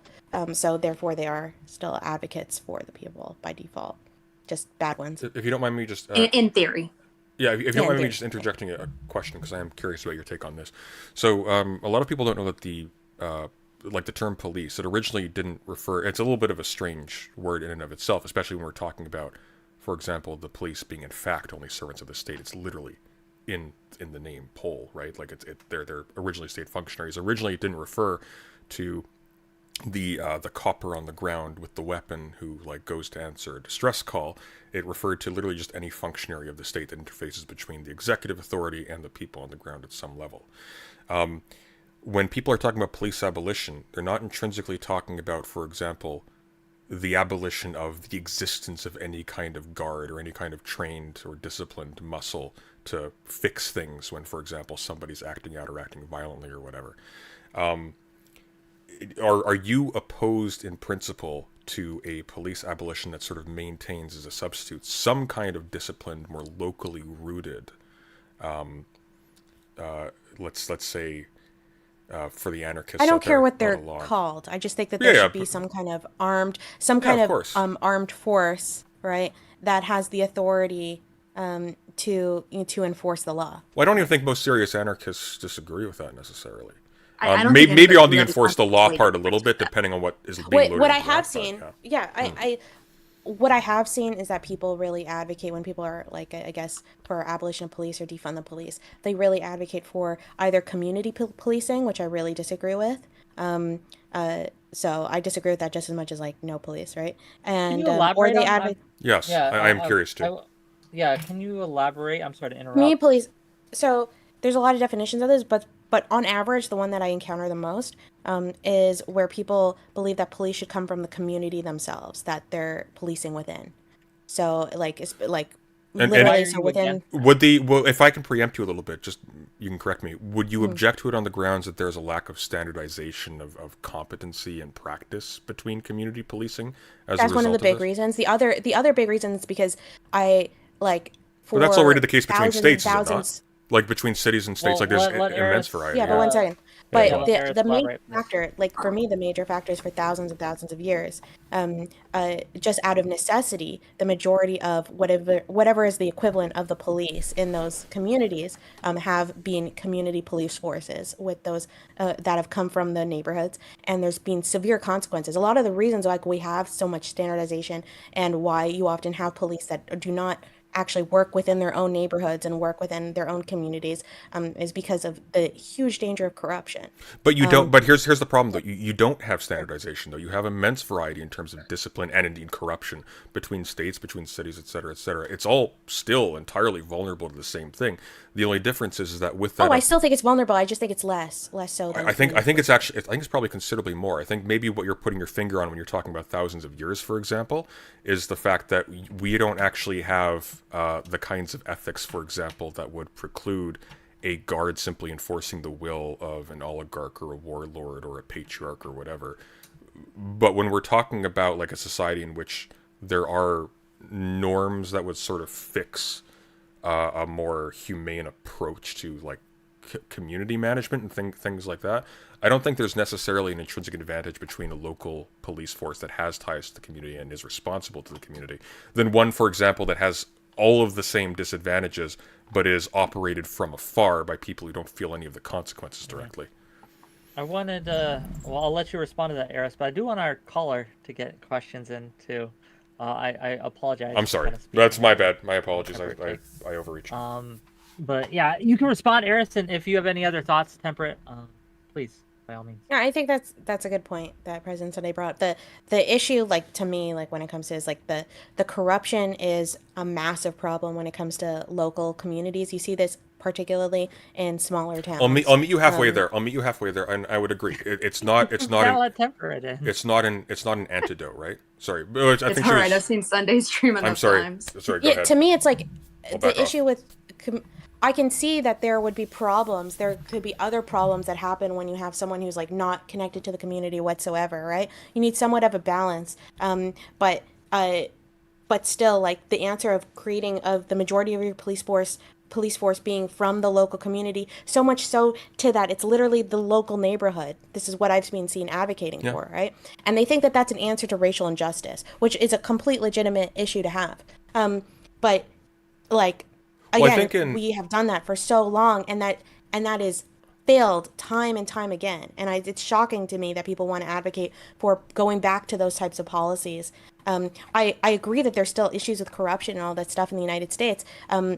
And there can be more standardization. As I said, one of my biggest problems is that, like, each police force is so different from one another, in both the United States and in Canada. But, like, the answer to that, to me, is not community. Well, I think that you're just going to make the problem even worse. Well, the Canada and the United States case is particularly interesting, just as a final note, just because oftentimes we're talking about community policing as opposed to state or provincial policing or whatever. The issue there is not even just the benefits of having a police force that's rooted in the community. It's also because it's seen as an incursion on the sovereignty, for example, of like Indigenous governed zones, which supposedly are treated with the Canadian government to have like actual like self-governing entity or self-governing entities in some capacity, and it gets a lot more complicated. In Yeah, that with the direction. Indigenous thing, Yeah. that gets really, really messy. That's Yes. its own can of worms. That's its whole separate conversation. So my thing is, like, there's pros and cons to both as far as community policing and like big name policing, and I've kind of experienced both. To kind of give you guys an example, is I live in this weird little area in North Carolina that within 5 miles of me, there are 6 different police departments, because every town around me is considered its own municipality. So they each have their own personal police departments. It's the funkiest, dumbest system ever. Yeah, And that's wacky. Isn't that community policing though? Right. it's essentially it is, yes. Except my whole problem with the community policing model is, one, like Aristocracy says, it leaves a lot of room for personal biases for people in those positions to use against their community.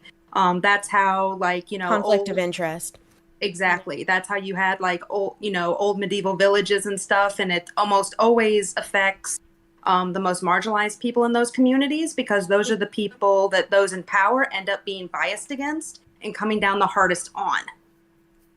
So there's always huge room. There's as much room for corruption in community policing, if not more room, than there is in like big city policing, where the police basically don't know anybody that in the neighborhoods that they're actually patrolling. But on the other hand, I also see the problems in that is that how can an officer take care of an area that they don't give a shit about? Because that's their job, and if they don't do it well, they're going to get fired, right? And That they is hire not quality that people. is not a guarantee, friendo. It's never a guarantee. You're never going to get guaranteed that people. That's are just gonna not even. do That's the just job that's just incredibly that's well, just right? not even true.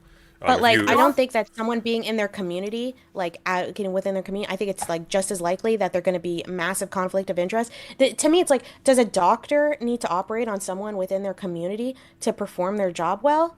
Like, no. But look, the like, reason why we trust doctors is because but the reason why we trust doctors is because we pay them effectively. We make sure they're incredibly educated. Okay, why do we not do that for someone? Hey, look. If you wanna, because if you're doctors don't have the ability to kill me. Well, they do, as a matter of Well, fact. But I was going to say, I mean, they can. no, they It's do. not in their job No, no, description. no. But hang on. They actually do, though. So, for example, when they decide to give you life-saving treatment instead of this other person because they're judged yeah, to they're be making less ethical viable, decisions all that's the a life time. and death decision. Who gets a bed? Who gets urgent treatment first? There's not enough ventilators. Who gets the ventilator first? They absolutely Yeah, do. Do you know all the time. why? They literally, morphine doctors, sticking in it in order my to get a vein. medical degree, they have to take a university course, right? Sometimes a lot of courses on medical ethics. Like it's an entire field. Like we don't send police there. Like we don't to the equivalent of that. So- I don't know about the United States, but in Canada, the lowest of the low can become police officers. No offense. Yeah, you don't need okay, a I'm college not- degree to be a police officer. Yeah, No, you don't. it's the same here. We actually, yeah, the lowest of the low, you don't have to, the amount of training that you have to do is very minor, and they also get paid really badly as a consequence. But when I advocate for paying police officers more, people are like, oh, we're supposed to fucking defund the police. But I think, like, you lower the funding, it's like, you're probably going to get even more shit-tier type of people So, who go for this I'd shit. like to meet. I'd like to. Can I just very quickly? We can, please? but I want to make sure Temperate. Was that all you had for us, Temperate, today? I mean, like what her. you You just should keep her said gave around. me a couple thoughts. Oh, okay. I'd like her to be yeah, here unless- too when I unless- respond too, if that's okay. I knew I liked Erica, so keep her around.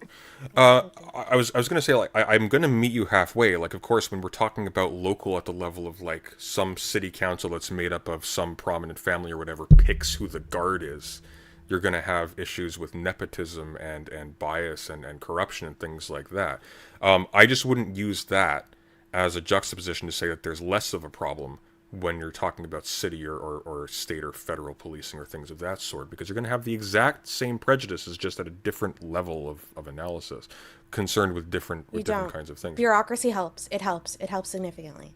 100%. There's a lot. I know that there's studies. No, but it also obscures a considerable amount. So, for example, Sure, it obscures.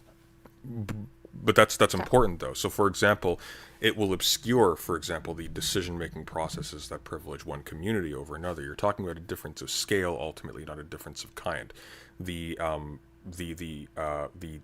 decision-making bodies are going to have a certain level of, they're going to have attitudes towards these places as opposed to these places, these groups as opposed to these groups, these classes as opposed to these classes, and so on and so forth. I'm not objecting to the notion that at any level of analysis, when you have some dysregulation at some level, that makes room for people to kind of abuse their power. I would argue against using clear-cut examples of this taking place at a small local level to argue that this doesn't happen at the larger level. Now, if you also, in addition, because I think these are unrelated arguments, want to say that it would be lovely if it was exactly like CSI Miami and we had these university-educated sort of knightly samurai-type people who are responsible for law enforcement, I think that would be a massive improvement over what we currently have. But I don't think juxtaposing these two things gives us an actual clear idea of the stakes. I don't think defunding the federal police means necessarily defunding whoever is responsible for performing the essential roles that they do or are seen to fulfill at a lower level. What's the issue with the term defund the police? Because it's like everyone means Yeah. something different when they say it. Yeah, right? that's a problem with marketing, I think. But I think on the policing topic, since we're here, what I think is one of the major problems that we face in the United States is how not accountable individual precincts are to the state at large or the government at large. In fact, they are acting as their own little warlords in a lot of cases. Like the LA police are basically gangs in a lot of ways. They are not able to be held accountable in a way that we would like, largely because one of the problems, there's pros and cons to this, but because we have such a local kind of focus on government and local focus on precincts, sheriffs, etc., and law enforcement, I think that by making this even more local, it's not going to fix it. It just won't fix it. It won't make it better. Nothing will change. That's just my intuition here, to be clear. Again, I didn't come prepared with studies on Well, you're just talking about taking the same organization and just dysregulating it. I don't think anybody argues that that's a good idea. Well, then I guess it really depends on what you mean by community policing. Is really what it is, and it'd be a larger discussion, a deeper dive. Temperate though, you're our guest, and give us the thoughts you had, and then we'll make room because there's a couple other people who've gotten in line. Okay, sorry. Yeah, I just wanted to touch on the defunding the police thing, because I'm actually pretty deep into that. Is in general for most of that particular movement, the idea is that not even necessary is basically is depending on what funds a community has available, is because if you've ever worked in the foster care system, or if you've social workers who have to deal with disabled or mentally ill people, those areas are always the last places to get funded.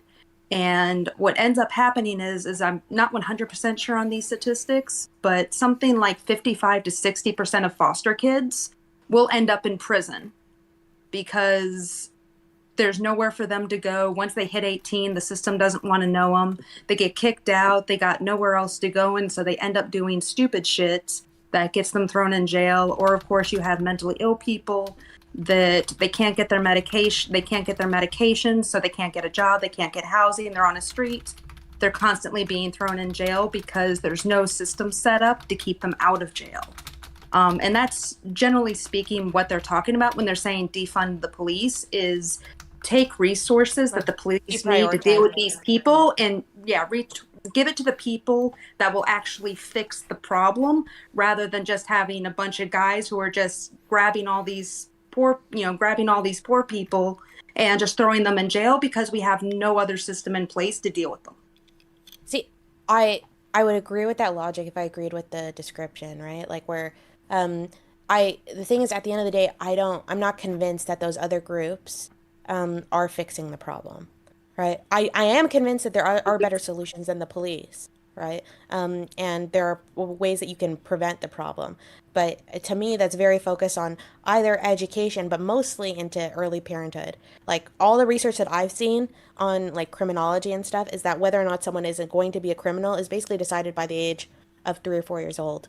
And any efforts that you put on afterwards, as depressing as that is not actually going to impact whether or not that person is going to be a criminal. It's like, it's how much how much positive, good attention they get from their parent in those first early years. So for me, like, I would rather, if I was going to pick where I'd spend my money as a taxpayer, I would spend my money instead on paying people to parent, basically, and a UBI. That's assuming a lot, though, about the extent of Do I hear interventions after that period. sirens in the background? Are they coming for Shoot, someone? they found me. Somebody.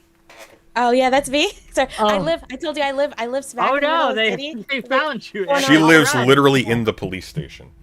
Yeah, Okay. I literally, yeah. Temperate. I hate to cut this off, but I do want to respect people's time. Yeah, we got other people. Thank you for coming on. It was It very was lovely meeting you. Nice to meet you too. nice to meet you. Just very quickly, though, I think on that point about your criminal future, whatever, being determined by the time you're 3 years old, maybe studies bear that out, but I think that's making some vast assumptions. That's making some vast assumptions about the extent of interventions past that point that are even being undergone in the first place, right? Like, what's actually being done at that point? Probably, like, not a ton that's tremendously spectacular. I think point. Okay, hi Sure. guests. What do you got for us? So I think a point that was missed is what is the nature of local government and how it is that the community police would be held accountable, and how its community would be able to hold them accountable in the event that they do something wrong. By Twitter. I'm kidding. Or are you asking me or are you asking Eris? I'm asking Eris. There's a very big difference between, say, the current city council being able to make every single decision versus something, say, sublocal that may have more people's participation. Can you give me just so I can understand? Yeah, I don't really understand the Can question. you give us an example of what you mean? Well, my point on this is that, at least looking at it from a Canadian perspective, where at least in the West, it's typically the RCMP, which is national, that is doing I hate the policing. RCMP. I hate them. That's it. Yeah, whether it's the city councils in control, which city councils are often controlled by wealthy interests, versus, say, a more responsive city council, I think is something that's really notable in if there could be, say, referendums on police activity.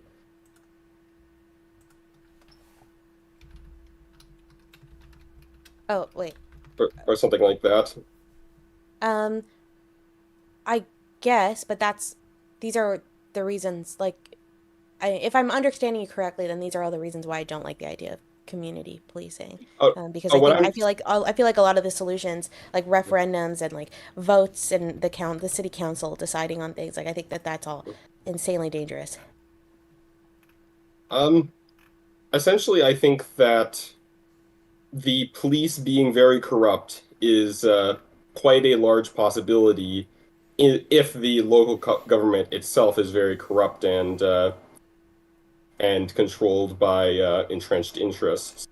But this isn't necessarily going to always be the case, and I think that community policing advocates are typically advocating some level of local government reform, or at least more activity Oh, I think by even if the people. local government is excellent, I mean, if the local government is like excellent, amazing, idealistic, right?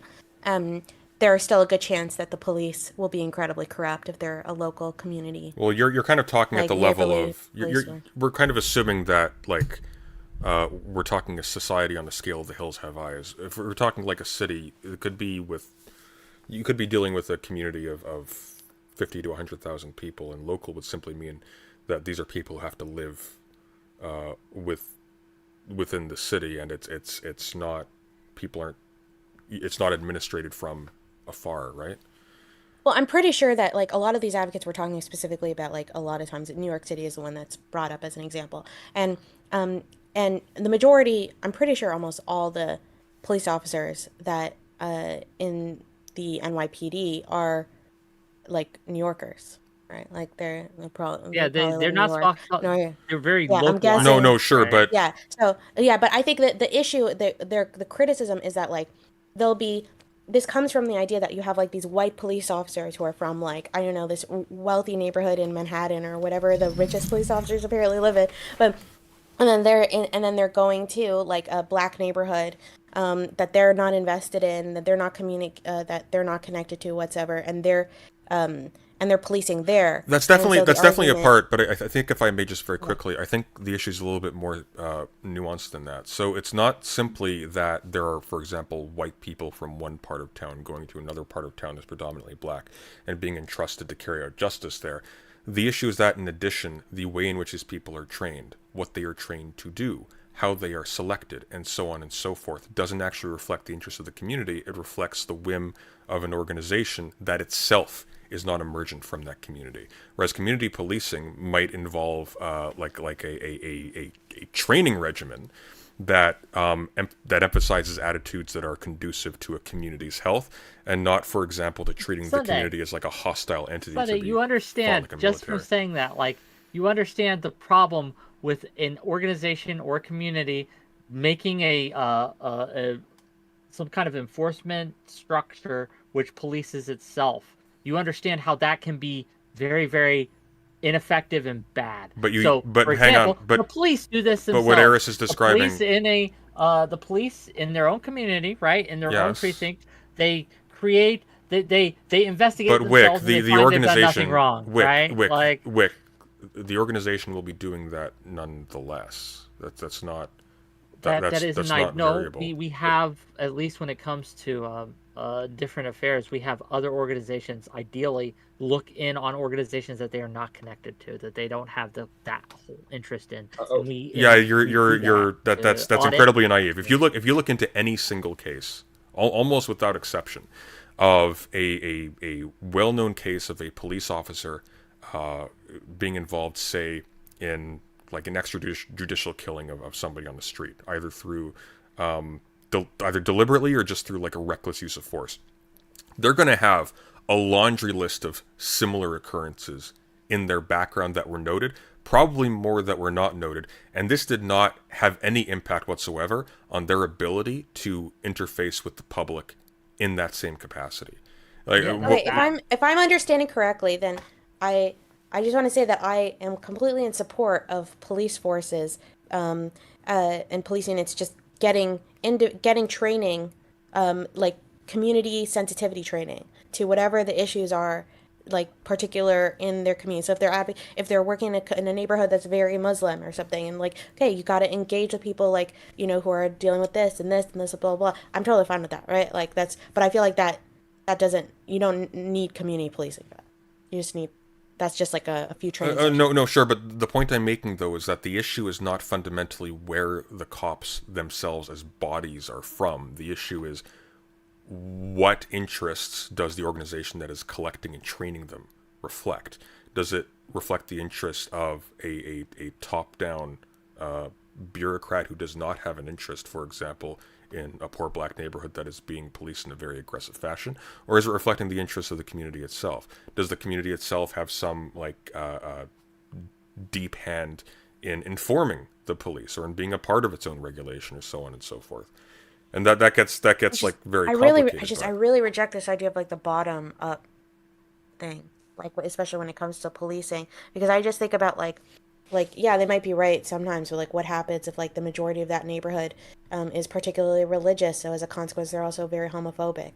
So what about like and then that leads to them just, I don't know, I don't get. Well, no, because you're confusing local policing with a partitioning of the states into an archipelago of microstates. It's not what's being suggested here. Okay. Comedier, Kami. I'm gonna call you Kami. Do you have anything else for us, or we got a line? So I think that Sunday really explained the point I was trying to make better than I could. That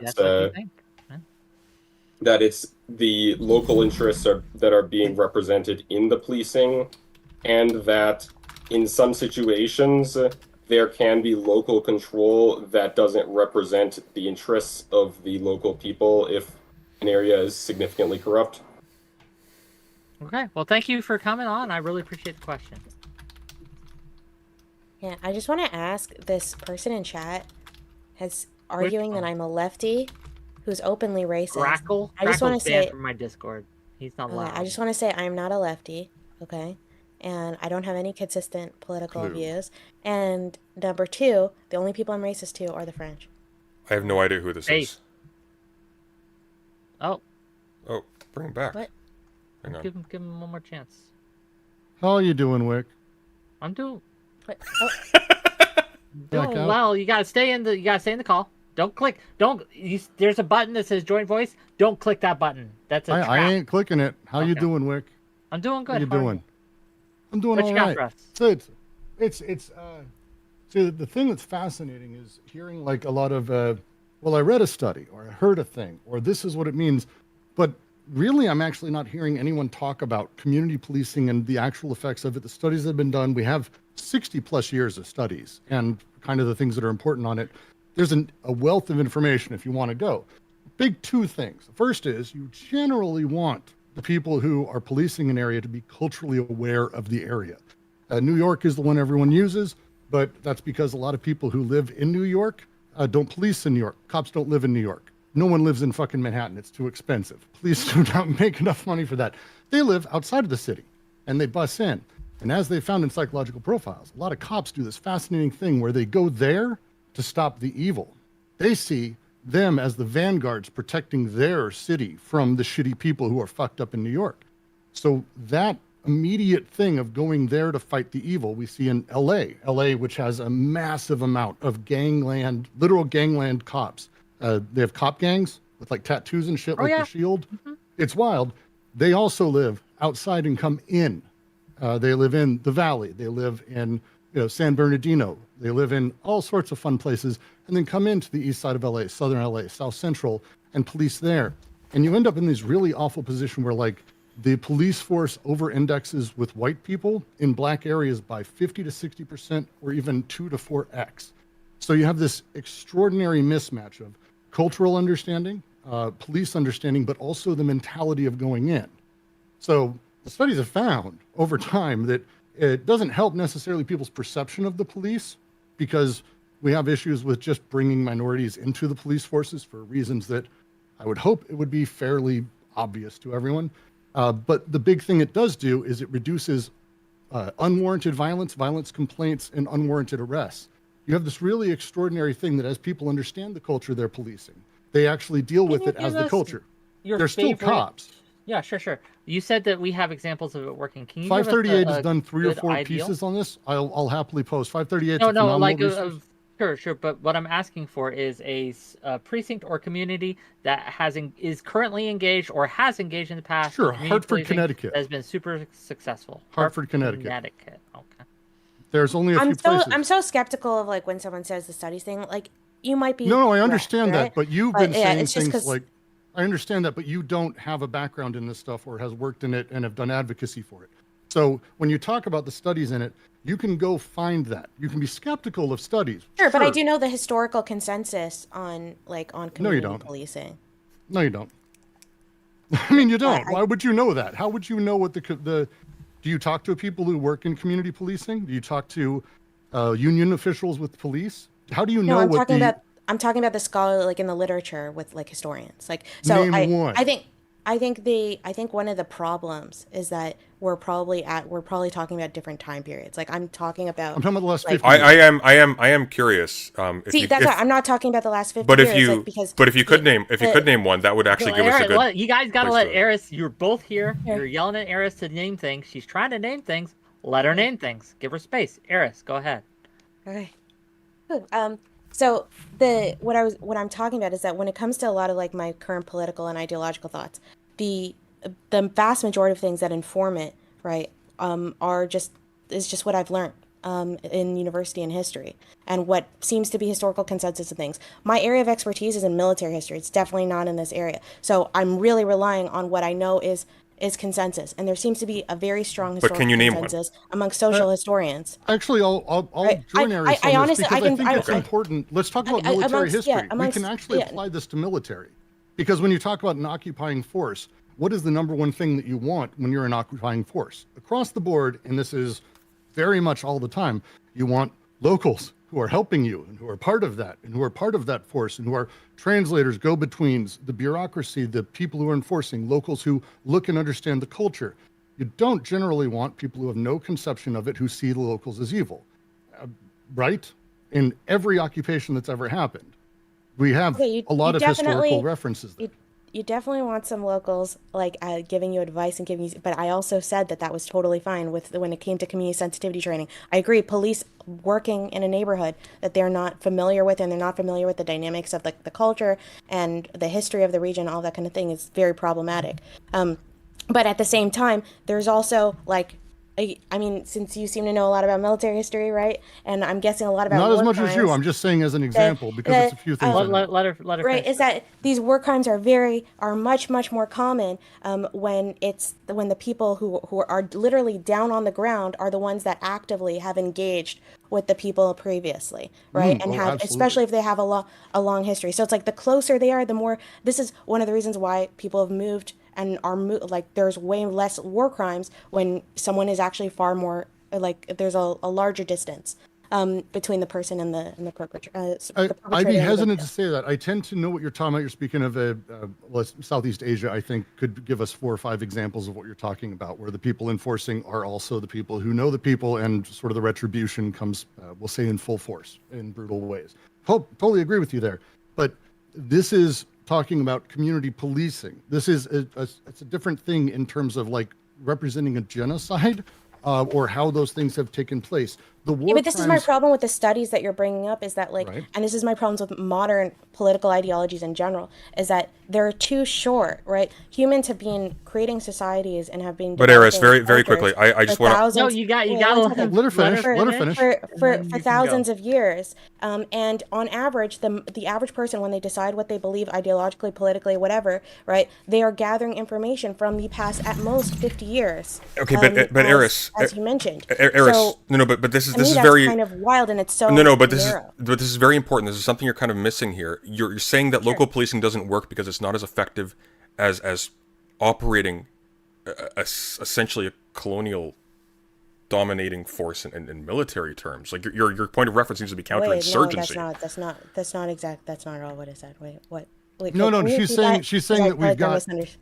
May I try, Aries, and you can Sure. tell me if I'm fucked up, and I'll shut up Okay. then. So Sunday, she's saying when we talk about kind of human nature in these situations, talk about the police, how they deal with people. I'm coming at it saying, okay, we've got these studies of 50 years. I'm looking at because we got a ton more. Yeah, but studies she's now saying, of but this what- is but the she's- no. I we go understand, back Brooks, 2, but 3, 4, I 500 no, I years, we have a understand. lot more info. No, but Sunday, Is that Eris close? is here. Eris could tell us what she said. No, but I thank you, Wick, but I was actually addressing something that Brooks was I hope I saying. wasn't far off. No, so the problem I'm having here, though, once again, is I actually thought your initial question was kind of important. I didn't hear any evidence that she'd actually engaged with the studies she apparently has problems with. I haven't heard any names. It seems like bluntly, and I don't have any like ill will towards you, Eris, but you're kind of talking out of your ass here. It feels like. Are we all talking out of our ass tonight? No, No. I've done advocacy I'm work just with. moderating. We're all okay? upon Twitch. I don't. But I admit my answer I would don't be know enough simple. about I can totally- community I can- Police, policing as we I have can them today, totally- haven't existed more than 100 years. So going beyond that, or talking about the social structures that we have now. Well, that just as- depends on your definition of what a community policing is. No, I'll say that, modern like, police, as we know it, started in Berkeley in 1909. Like this is a thing that we've got. Okay. It's the beginning of it. The Yeah. modern police organization, sure, right? No, Okay, the but when structure I'm of talking policing about, as we do it now.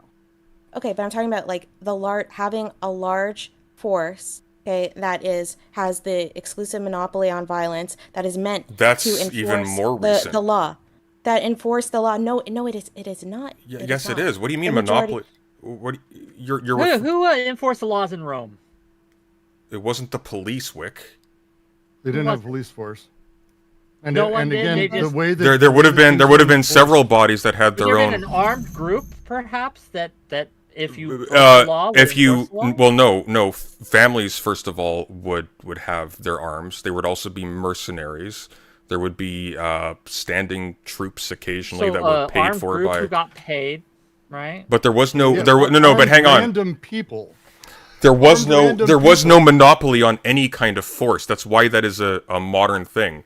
This is why when Even in the late 1800s, the idea of a militia that was out to catch slaves wasn't a government authorized body. There was no regulation behind it. It was, we may call the police a false regulative body now, and we may have commentary, but they are an official angle of the state. That was not the case up until the early 1900s. The first police chief didn't exist until 1910. But these are all organizational. That is Right? Yeah, not these are at all organizational the things. case. I'm talking about like what the real again. This really feels like a semantic issue, right? well, it's not a semantic issue that- because you're making a prescription Let based Eric upon finish. the You gotta structure of an Eric finish, organization. Please, my God. This really My guy. feels like a semantic issue because there have always, most cultures have had some kind of force, right? Often it was a religious force, like sometimes it was more of a localized force. There were sometimes it was a force that was just hired specifically by the emperor, right? There have always been individual groups. It's like Okay, well, I got my equivalent of what answer you guys, for Rome stuff. what the equivalent of what you guys are saying, right? Is me saying, okay. But the equivalent of what you're like saying is that the army of Xerxes wait, is a police force. Stop it. So armies, right, have the equivalent of what you're saying is if I just go and say, okay, armies, right, are largely a modern invention, okay, and that's because in reality I'm thinking, okay, well, historically most kings, like individually, there was no standing army for the government. They would actually have to hire mercenaries, all this, blah, blah, blah. But it's like the function of the same. They were the function for the purpose of the discussion is Dear the same God, thing. really? That's how you look at this? Absolutely not the case. There's a reason that we talk about things in terms of their historical context. When we talk about an in army Rome, they didn't today have a versus an police army force, in to be clear. Iraq versus The an army... Rome did not have a fact police checking force, here. Wick. Rome, yeah, the vigiles. I'm not saying I'm saying it's wrong. Vigilantes. No, vigiles. So they were the watchmen of the city, basically. They were privately owned slaves organized. Okay, into Wick, groups what does that combated mean? common problems Mercenaries. of fire and conflagrations of Rome. Privately- This is just But they- police. no, with a That is different not the fucking case. name and a different fucking organizational structure. That is not the case. There's a reason that we I have don't different understand. names for So things. did they enforce laws? Yes or no? No. No. They absolutely did. You're No, just they wrong on didn't. this. They enforced They were laws private, based on how they Wick. were They paid. weren't If arms of if the they emperor. enforced laws, They it were was private accidental. police, but police nonetheless. No. Dude, if I beat the shit out of someone, I'm not out there enforcing a law if he happens to be someone who deserved to get the shit kicked out of him. Are you kidding me? Like, historical context is extraordinarily important in this. Otherwise, you're flattening The literally Vigilance acted everything as into a being night the watch same in society Iowa, we live in. Okay. hunting down. Wait, I just want to say it, okay? So I do think that it would be really interesting. I know someone who's an ancient historian, okay, who knows his shit with this. He's literally a scholar at the University of Florida, okay, and he's in Sure. this space. I think you guys should have him on, okay? He knows way I'm more about game. this area than me because Hey. ancient history is really Absolutely, I'd interesting. love to learn. I think I would be like Hook us super up, that'd be interested really to cool. learn about that, about the intricacies of that, right? Because if I'm incorrect, I would love to learn about that. But I just feel like this is, especially when we're getting to the intricacies. I know that there were what you could consider police forces, but like whether or not they're, well, if you look at like the Pax Romana, like there are a bunch of examples that I could make arguments for it, but whether or not that is useful for my point, Pax Romana. or even That's like actually, saying there was Wait, the let me internet finish. because Whether- people whether or talked not- like this back then.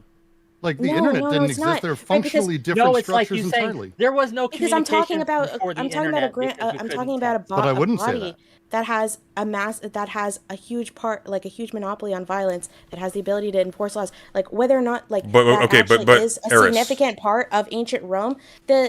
The thing, and first of all, it changed. I know it changed in ancient Rome based on which emperor was on, whether or not we're talking about like the Okay, monarchy. you whether can or you not can we're breathe talking for a about the second, republic. Eris, you can breathe for a Wait, second. I But I'm can't explaining, Finish. Bro, I can't breathe because you interrupt me all the time, President Sunday. but okay? you're just filling the Oh. void. You're not saying anything.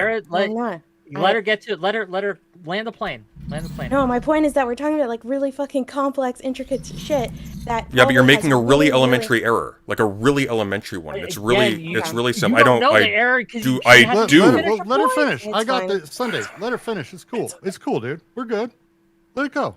Sorry, Wick. Let it go. Apologies. Let it go. What I'm let it saying I'm is that trying. it seems like a pretty complicated situation. The historic consensus that I was under the awareness of, that it basically has been that community policing, that there's been a massive amount of flaws with community policing, and I was under the impression that there was a long history of why we got to the point where we don't do community policing in the majority of Western countries.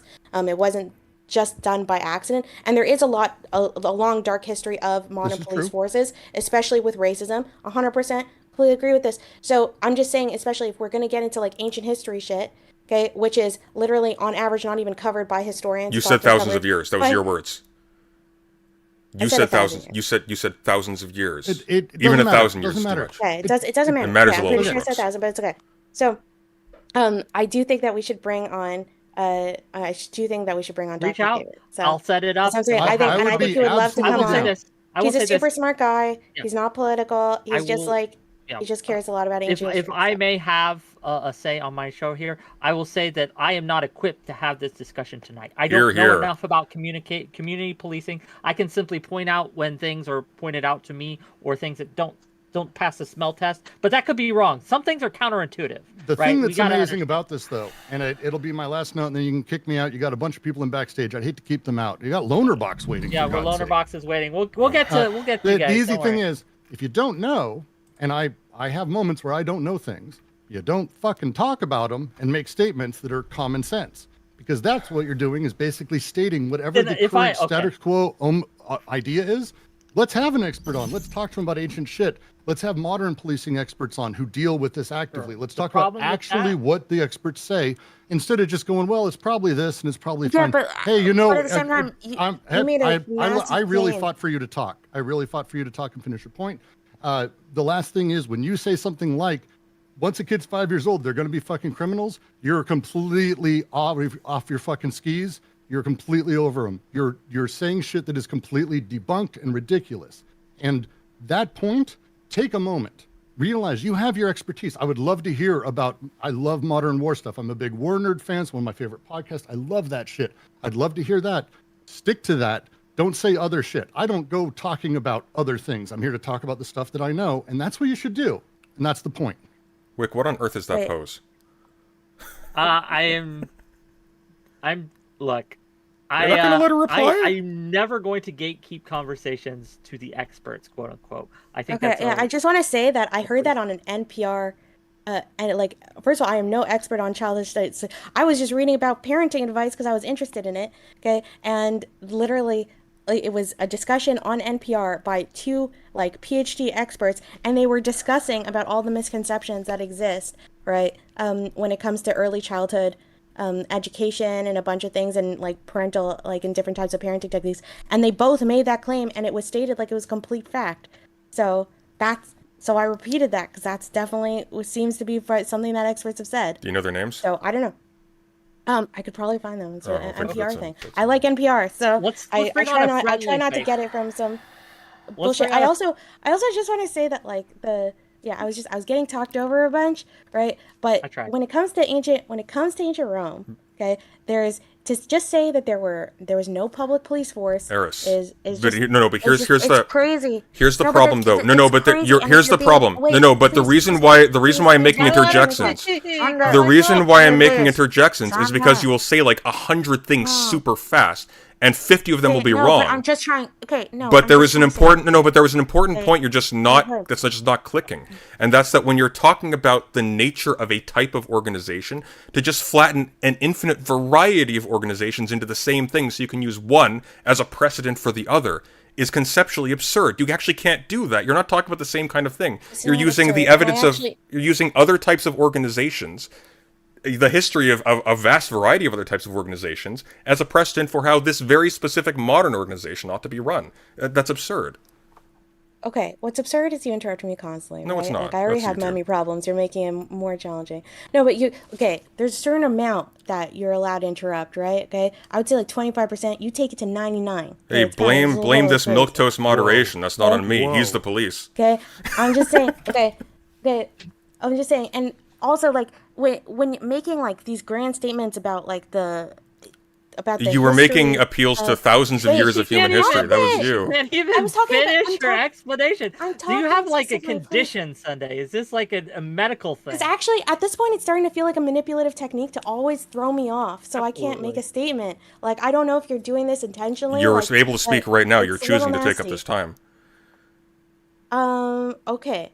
Alright. So, Look, Huh. I'm gonna just That's the fucking ignore. meta when you interrupt someone to say that they're allowed to speak. That's brilliant. Yeah, okay. Anyways, so, when you're talking about something You're like permitted to ancient speak, Rome, madam.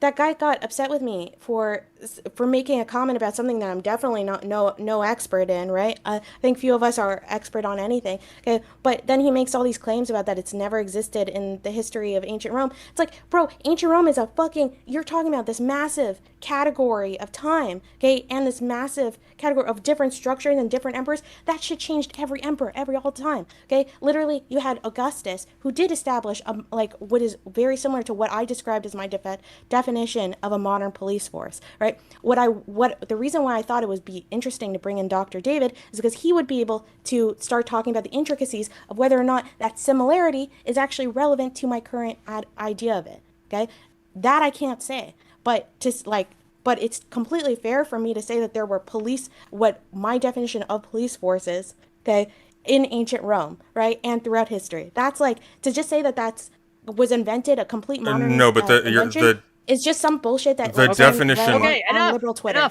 Enough. The definition of We're going to go up. No. the definition. Loner's here to have a conversation. We're going to let Loner speak a little bit, and then you can argue. I'm sure you'll continue arguing, but if we continue down this road, we'll never get anyone else speaking. So, Loner, go ahead. What do you got to say? I just want to comment on something that happened like a little bit before the guy left. The internet's fucking insane. So when you mentioned, you can rewind the VOD, by the way, all this happened, I took notes. Wick, when you mentioned the Vigilis, that fucking Rasputin-looking motherfucker just said, vigilantes and then started acting as if he knew what the fuck they were. Sunday, you denied that they were run by the state, that they were, like you said, they were privately operated. That's not true. The Vigilistes were a response to a privately operated system that failed. They were set up by Augustus. They were taxpayer funded. They literally ran around the streets apprehending fucking robbers. They stopped riots. Like, if that's not an analogy to the police, I don't know what the fuck is. Like, I don't know. People just make up shit. Well, I mean, legions did that as well. Like, the problem is that there's no distinction here between, and I'll have to verify all of this. But the problem with collapsing all of these into the police is that you lose all of the structural distinctiveness of the thing itself. Now, I mean, it's interesting once again that the closest analogy that we're finding is akin to an occupying force, but there's simply no point being made I don't here. know enough about the Vigilistes to like, again, I was linked an article on it. Well, Lonerbox has had the opportunity to scan Wikipedia really quickly before he came on, so I'm doing that presently. Which is more than you guys did before commenting on it, and you denied that they were. You said they were privately public funded, firefighting which force they called weren't. the Vigilistes. Augustus modeled the new firefighters after the fire brigade. You can read it another time. I'm little curious bucket what fellows. Loner. I'm just saying, like, I know why people say like the modern police force. That's why they generally say the modern police force, right? Because we've had analogy like groups that are very analogous to police. The definition, but Lonerbox, the definition of a police force is not just any armed body that is employed by some overarching authority. That's how I defined it. That's how I defined it. Yeah, but that's the problem. No, but Eris, the reason why I meant to. Okay, please switch. Jesus. You're talking to me. Fine, but Eris, the problem with that though is that if you're just literally defining the police as any armed body with some kind of overarching structure categorically, and you're using precedents established via that to judge how a modern police force should operate in conditions under modern statehood, you're effectively saying, under these conditions, this warlord here employed this brute squad to do X, Y, and Z, and therefore we should use this as a precedent for having a specific type of police force over here. That's such a But that's also like the Vigilistes again. They weren't paramilitary. They were under the emperor and they were taxpayer funded. I feel like, okay, yes or no? Do you think that's a reasonable analogy to the modern But what you're describing is identical to the Roman legions. Lonerbox. Are we considering? Are we considering? Well, were the Roman legions not? Were the Roman legions not publicly funded and supplied, and at the command of the public? Yeah, but I would also say, if someone came to me and they were talking about like a military or an army, I wouldn't say, oh well, they're technically not under the single arm of the state. But no, I would say that's a good analogy, right? No, but would you say though? Like, I notice you have to fix on the Vigilistes, but would you say that the Roman legions were the police? If they engaged in some policing, maybe. Like National Guard does policing sometimes, so I don't know the exact details. Can you tell me like at what point they stopped being like military and did more policing activity? Well, that's what I have to ask you, because if by policing activity we mean simply doing violence at the behest of the state, Rome was an empire. Like, what do you think that means? Policing would usually mean like dealing with crime at a local level, because like they deal with the similar crimes that police today deal with. They guarded the baths at night. They dealt with theft. They dealt with fucking burglaries. They chased slaves who were trying to flee. Like, so if they did that, then yeah, they were some kind of police. They're not the modern police, which is why I put modern as a prefix. But they're pretty analogous. They're more police. Well, they would have engaged in a night watch, just as, for example, I want to remind citizens everyone in a city under siege. What the point of all this back and forth is. So what we're actually arguing about, what the claim made, right, was about community policing. Yes. And Aristocracy made the claim that the reason we don't engage in community, in her opinion, this is her opinion, the reason we don't engage in community policing before is because we purposefully, as a culture, as a society, as a world, moved away from it because of all the problems that it necessitated. And she cited the problems with community. Well, actually, just to address that very quickly. That's kind of no. I'm sure that's accurate, Eris. I want to ask Eris, was that accurate? What I just said? Yeah, sure. That's a little bit. No, but I need to. I actually wanted to. In chat though. Which one is misogynist? Like, Jesus Christ. The dude who's just always asking about like my OnlyFans and like all this crap. That's gross. Get the name and sorry, mod I need steals to it. log out my extra Twitch account. Yeah, I'm joking. it's definitely Whoever's moderating in my chat right now, yeah, get the name and then deal with it. That's actually a bit worse for you though, Eris, and I'll tell you why. Because litigating whether or not under these loose definitions there were quote unquote police for even a couple hundred years prior to now, for that claim as given by Wick to uphold, you would have to show that that was actually the rationale underlying the organization of the police in present day, and I think that's impossible.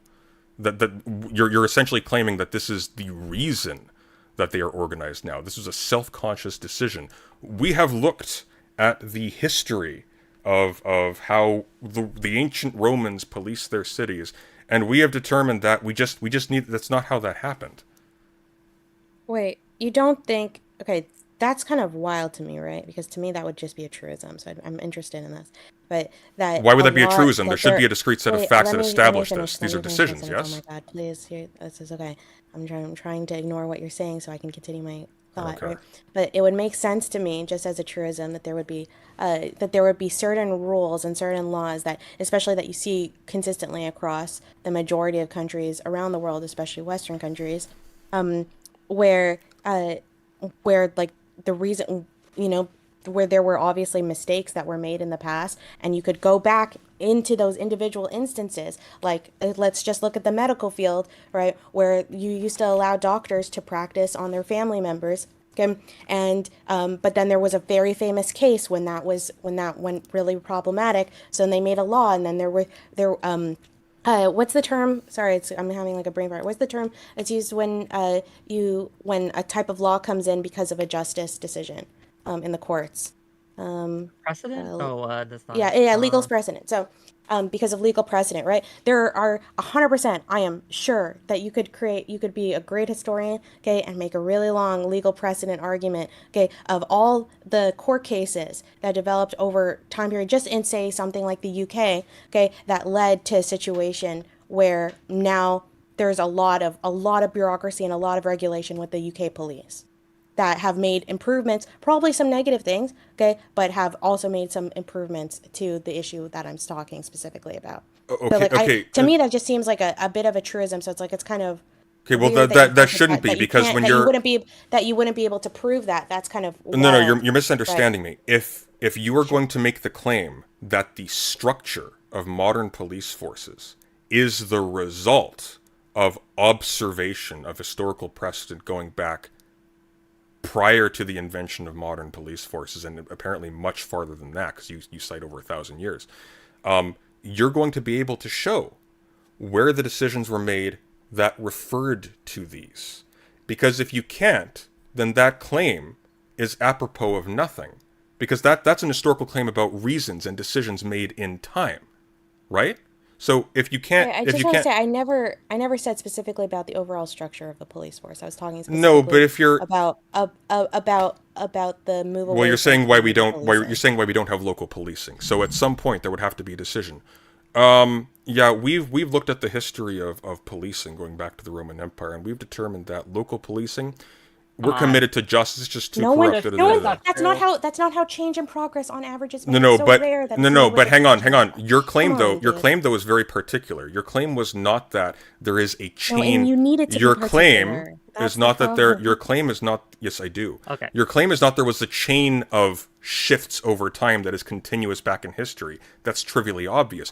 Your claim was that the reasons for why a federal as opposed to a local structure was preferred, or why a top-down versus a locally rooted structure is preferred, is because of that history. If there is no if there's no awareness of the particular flaws or the particular merits going back that you can point to, then that statement once again is unfounded. You haven't provided evidence. Why for do it. we have to be so pedantic here? Why can't we just say, This hey, isn't the reason we don't pedantry. If go you're making a back to historical police claim, it- if you're making an Wait, historical claim and you stop, can't provide a stop, basis for stop, that claim, stop. that's just all I'm saying, being all untrue. I'm saying, right? All I'm saying is that, hey, there were problems in the past, right? Regardless of why we chose this police structure now that we have. You should change your We name can to look Wig back TV. Now, today, we can look back in the past We can see how they did it in the past, and we say, maybe we don't want to go back to that. So regardless of why we got to here in the first place, why can't we just say that, hey, the reason we don't want to go back to that is because of X, Y, and Z? Because I'm not saying this shit happened in one day. I'm not saying that there was like a nobody massive said revolution. no. I wasn't Okay, saying you said this to shit lead to happened in one that. day. You're Okay, confused. But like it's a combination of historical of legal precedent, okay, of of scholars, right, discussing, okay, and advocating for certain ideas. There's a combination of things. It's obviously incredibly complicated. You are being incredibly pedantic, and it's like it's strange. And it feels like you just want to. It feels like it feels. It like sounds you like need it me sounds like specifically. 1 second. It feels like you specifically need me to have like this very specific attitude of how I regard it, and that's just not. I'm not being that strict. Like, Loner. It you sounds. need to in order to create a straw man. I want to reply to this Loner quickly. box. So it actually sounds like Yeah, it Wick, actually you were talking sounds to me. like. Sorry, I know Sunday confused himself. For me, it happens. No, she Please say- addressed me. I'd like to reply quickly Well, before you go. Oh, Wick's the host. You've been I here don't the care. whole time. Lonerbox just got here. Let's let Lonerbox talk for a moment, for a bit. I wasn't even You trying to can- jump in, but I was saying, like, you can look at, there's like even a website of, like, the history of the police in the UK, because the people would attribute usually the founding of the British modern police in like what early 1800s, which is again like earlier than the other guy said. But yeah, like it goes back to like 800 AD. It's like a constant evolution of different organizations like flipping in and out. But they do have quite a lot in common. So it's just like that kind of family of resemblance of different. With the military, though, but people aren't typically arguing about what kind of occupying military force they want to govern their communities. They're talking specifically about who is responsible for keeping peace and order in a particular kind of way in a modern context.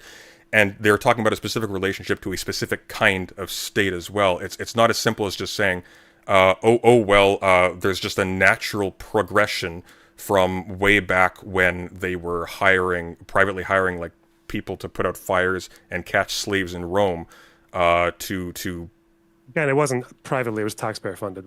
Well, it began privately, and taxpayer funded is a little bit tricky when you're talking about Rome as well. That's actually not distinct from the private in the same way that you're thinking of. But moreover, the issue I'm having here is that we have these sweeping historical claims being made with zero sources provided, and then once asked for elaboration is now treated as pedantic to want some kind of evidence for these extremely important and dangerous claims. What is dangerous about the claim that they had police in Rome? Because that is being used as a justification for models of police now, i.e. who and how the people who are responsible for administering death and justice on the street are selected and organized. Wick, that's important. It is important, but I don't think that that's they deadly said, important. It kills people when it's done it's badly. Yes, it does. Okay, I just disagree. I think that you don't think people mismanaged can say, police kill we did people. Policing in Rome, and it's not going to cause a genocide. Brave stance, I know. Like, I'm going to die on this hill, perhaps. Like the Romans famously genocided people. Wick, to say that Rome, the way they did policing in Rome, or to say that they even did policing in Rome, isn't going to cause a modern genocide. I don't think it's that deep, brother. Wick, are you familiar with a little place called I just Carthage? Want to be clear, I'm not advocating for doing police the way they did with the vigilantes in Rome, but I'm glad that you finally agreed there were police in Rome. I don't agree there were police in Rome. Wick, are you familiar with the... Wick, what's your... Hey, Wick, I got a question for you. What is the most important piece of literature to come out of Carthage? Carthage. I don't know. There isn't one. They were decimated by the Romans, like completely obliterated. Yeah. So what does it have to do well, with to be clear, Rome? Because if you're conflating the police with the military at any level of analysis, you are explicitly referencing a genocidal force. Police is by saying there was police there that it was good. I am not. What? You could do policing terrible. Like why? No. But again, hang on. You were failing to get at why the Romans doing policing really, really badly and really, really terribly and really, really horrifically is somehow related to me saying that, hey, just being able to observe that they did policing in Rome isn't going to lead to the horrors of Rome in modern society. You are jumping steps, you are crossing bridges, you are dotting lines that don't necessarily need to be crossed or dotted or dealt with. again, I don't know enough about community policing. Well, you should look to into have the. a You should strong look. take on this, You should but look. what I am absolutely able to point out is when someone is simply using kind of this obfuscation of trying to narrow someone's point down to a very, very specific thing that they can deal with, rather than dealing with them as what they are trying to communicate. Well, Wick, when you're talking about like a precedent, which is specifically what Eris is talking about, you're talking about something particular in every case. You are saying, because this, therefore this. If when pressed, well, what do you mean? Can you elaborate on this? And you refuse to. Your argument rests on nothing. You're making it up. I will let the audience decide who is making it up. And again, thank you. Lonerbox, do you have anything else? I want to get to the last person before we go. Yeah, just to reiterate, what was the guy said? If you don't know, don't talk about it. I just wish that fucking Alexander Dugin Rasputin looking cunt would have followed his own advice. That was so fucking annoying. Anyway, I love you guys. Take care. I stand people talking about things that they don't. That was pretty expert weak. on. Eris still is not able to name a single study related to this. If you want, like, I can start. I'm really finding important, by the historical.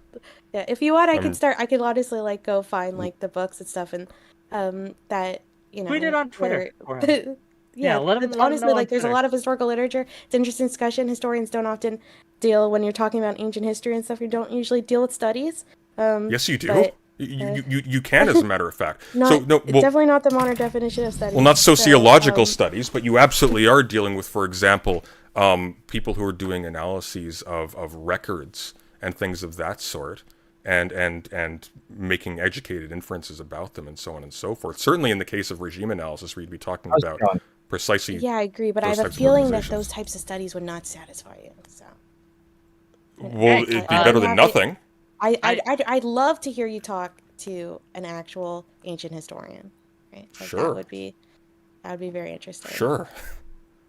Daedalus, go ahead. What you got for us? How's it going, everybody? I'm just here because we were doing Rome dirty, and I'm gonna do a little correction here. So you have the vigilantes, and they kind of act like a police force in the same sense you have a medieval night watch, but you also have a riot police explicitly in Rome, and the urban cohort set up by Augustus as well. And like these are distinct forces with distinct patterns, but they're a lot more closely related to military than they are to a police force. Like the explicit idea was that Rome was supposed to keep military out of Rome, and that kind of went on the wayside when Julius Caesar crossed the Rubicon, and that's about when the military started taking over policing in Rome. And it shifts and changes over the years, especially as you have another couple thousand years of Roman history to go from there. So, like, I don't think we can draw a straight line from Rome to England to America for policing.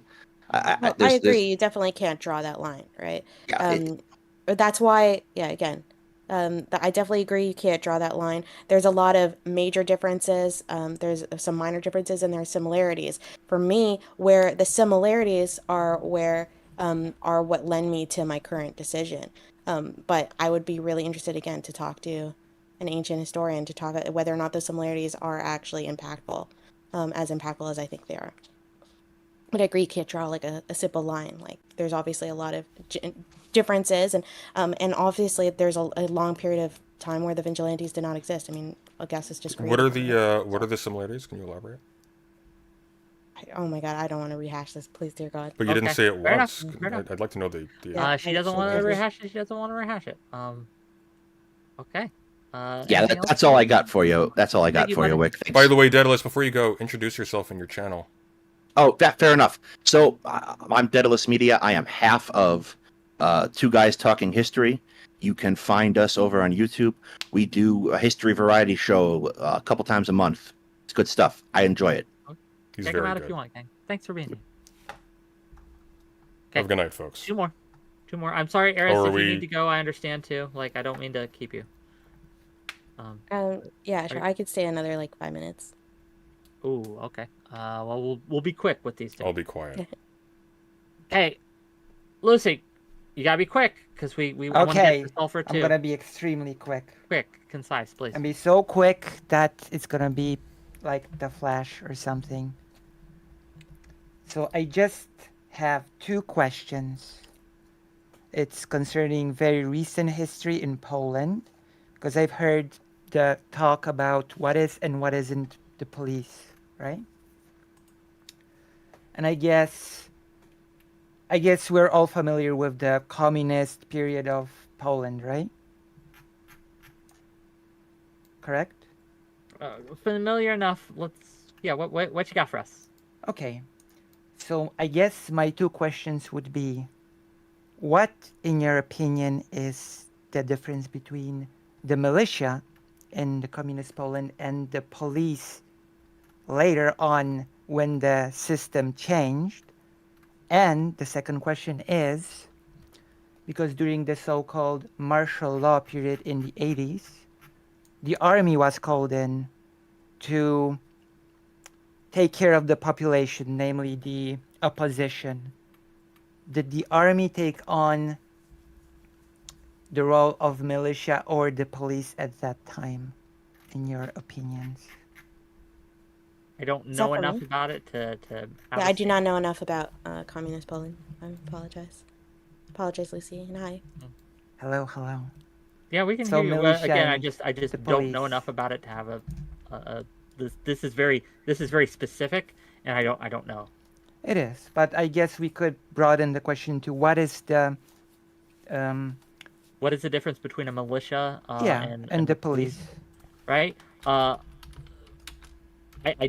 honestly, in form and function, it's name. I think I a guess it's a militia can question act to as a everyone. police force, absolutely, right? But it also has other duties that the police generally doesn't. So the militia would also be expected to, for example, fight off an attacking army, or if someone invaded the land. Whereas a police force wouldn't have that specific responsibility, training, or expectation. But I think that the militia can absolutely fulfill all the roles that a police force can. It just they have more expectations placed upon them.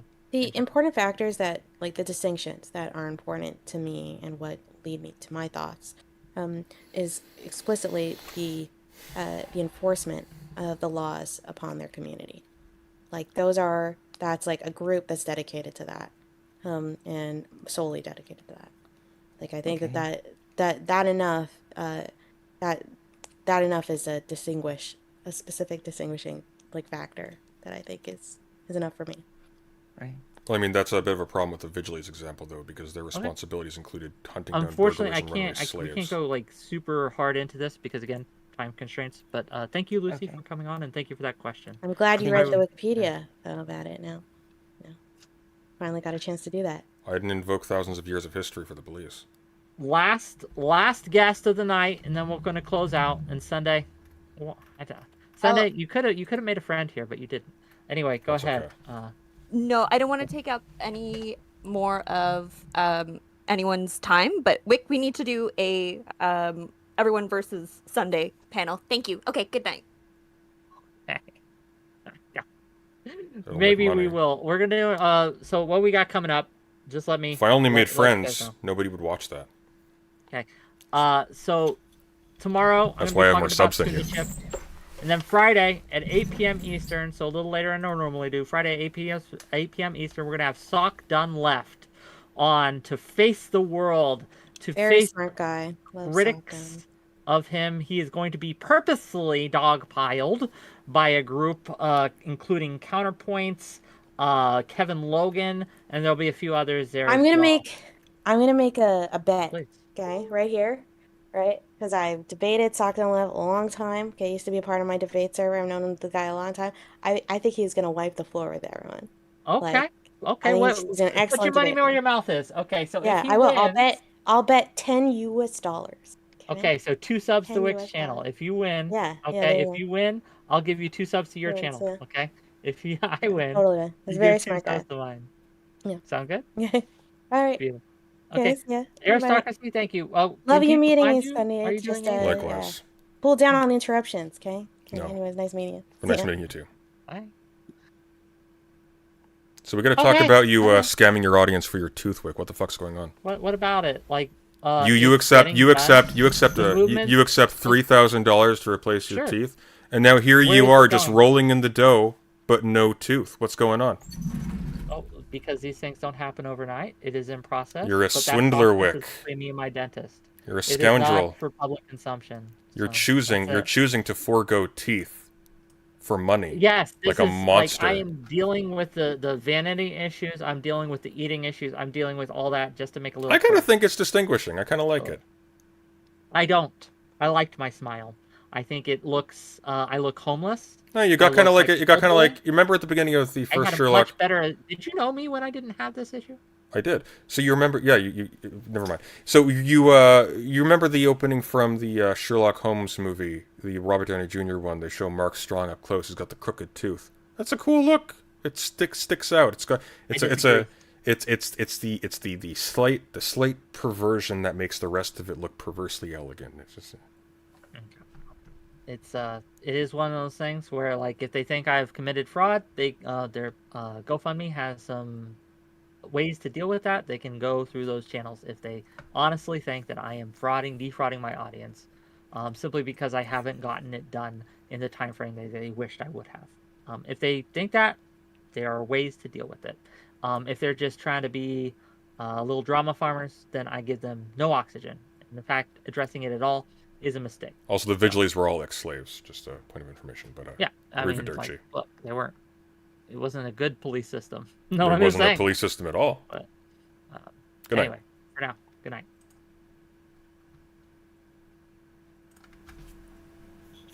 Well, that was pain. I think we're going to do Sam Stater tomorrow, guys. We're hitting the 4-hour mark, I guess. Thank you very much, Justin, for the 25. I appreciate that. Daedalus, are you available? Who do you think will be on the Everyone vs. Sunday panel? Well, hopefully everybody. SDL is good. I hope he does well. My hope is that he's just not dogpiled with stuff from the past. Breathe, Sunday? I can't breathe. There's pollen in the air.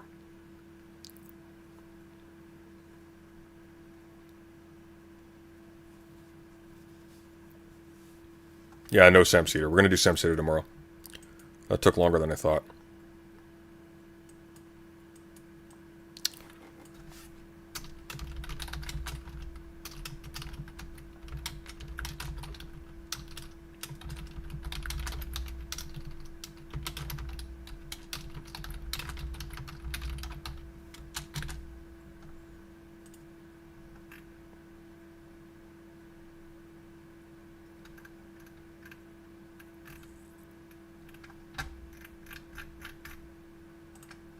Here, let me see if I can't pull in Daedalus for a bit.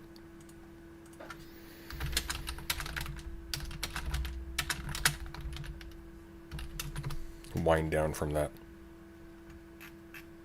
Because it is true, it would have been good to have a lot of the information to hand. I don't know where on earth Lonerbox was getting off going after Brooks's appearance, but moreover, his description of the Vigilantes was not incorrect. Him saying vigilante was him, I think, drawing an etymological connection. Anyways. Hey. Hey, Sunday. How's it going? Good. How are you? Thanks for coming in with that, by the way. I actually should have tapped your shoulder earlier, and I know this is your domain. Yeah, I'm gonna take a look into that now. Well, I think curious to see. Well, if we're going to have Sunday versus the World, we're absolutely going to have to do that, aren't we? Yeah. Yeah. I'm actually browsing through her videos now. I think I'm going to take a look into some of them. That'd be helpful. You're talking about Aristocracies? Yeah. That was the claim. So there were two sort of conjoined claims taking place, and this is why I was actually pretty outraged about it. The first one is that there is a logic undergirding the federal structure of policing that refers to the long history of law enforcement going back. And her initial claim was thousands of years, then 1,000 years afterwards. I don't register these as being substantially better than one another. And then the other one, so that there was like some kind of strict evolution from policing in Rome to policing in, for example, like modern day New York or something like that, which is very much not true. Even the type of thing that is being policed is so radically different. Like organizationally, you're not talking about anything that has any semblance with each other, except for the fact that there will be, at a point in time, a person on the street apprehending someone for a reason. Yeah, the trouble I have is that American policing is like, you can draw parallels, but they're really loose parallels. So like American policing emerges out of slave catching more than anything. And it has a lot more to do with the organization of the Fugitive Slave Acts in early American history than it does any kind of unbroken chain of tradition of policing running through European history. Well, when you're even talking about the name of police, you're not talking about an organization that is identified with that activity. So when we're talking about like American police, we're not talking about an evolution out of the police. We're talking about a specific body that became anointed with the name police, when for a very long period of time police referred to basically the entire administrative arm of the government. So not the slave catchers, not the burglar arresters, not the armed guard, not that kind of thing. Those and everybody else. The people who interface with the public on legal matters, with taxes, If you're, and this the case not actually that long ago at all. So if you read Hegel, for example, the police are being referred to in that vein there. That's a far cry from 1,000 years ago. Moreover, the other claim, which I had much more of an issue with, which is not like there being a continuity between these two, but that the preference, whose preference we never actually got an answer on, but the preference for a top-down, delocalized police structure being the result of some kind of legal or intellectual reflection on the history of I guess, city stewardship going back thousands of years. That's absurd. And unless you can actually, even if it wasn't absurd, even if there was like a perfectly reasonable reason for this, unless you can actually show a decision that references that, you're just making that up. That's just that's an historical event you're drawing upon that didn't happen.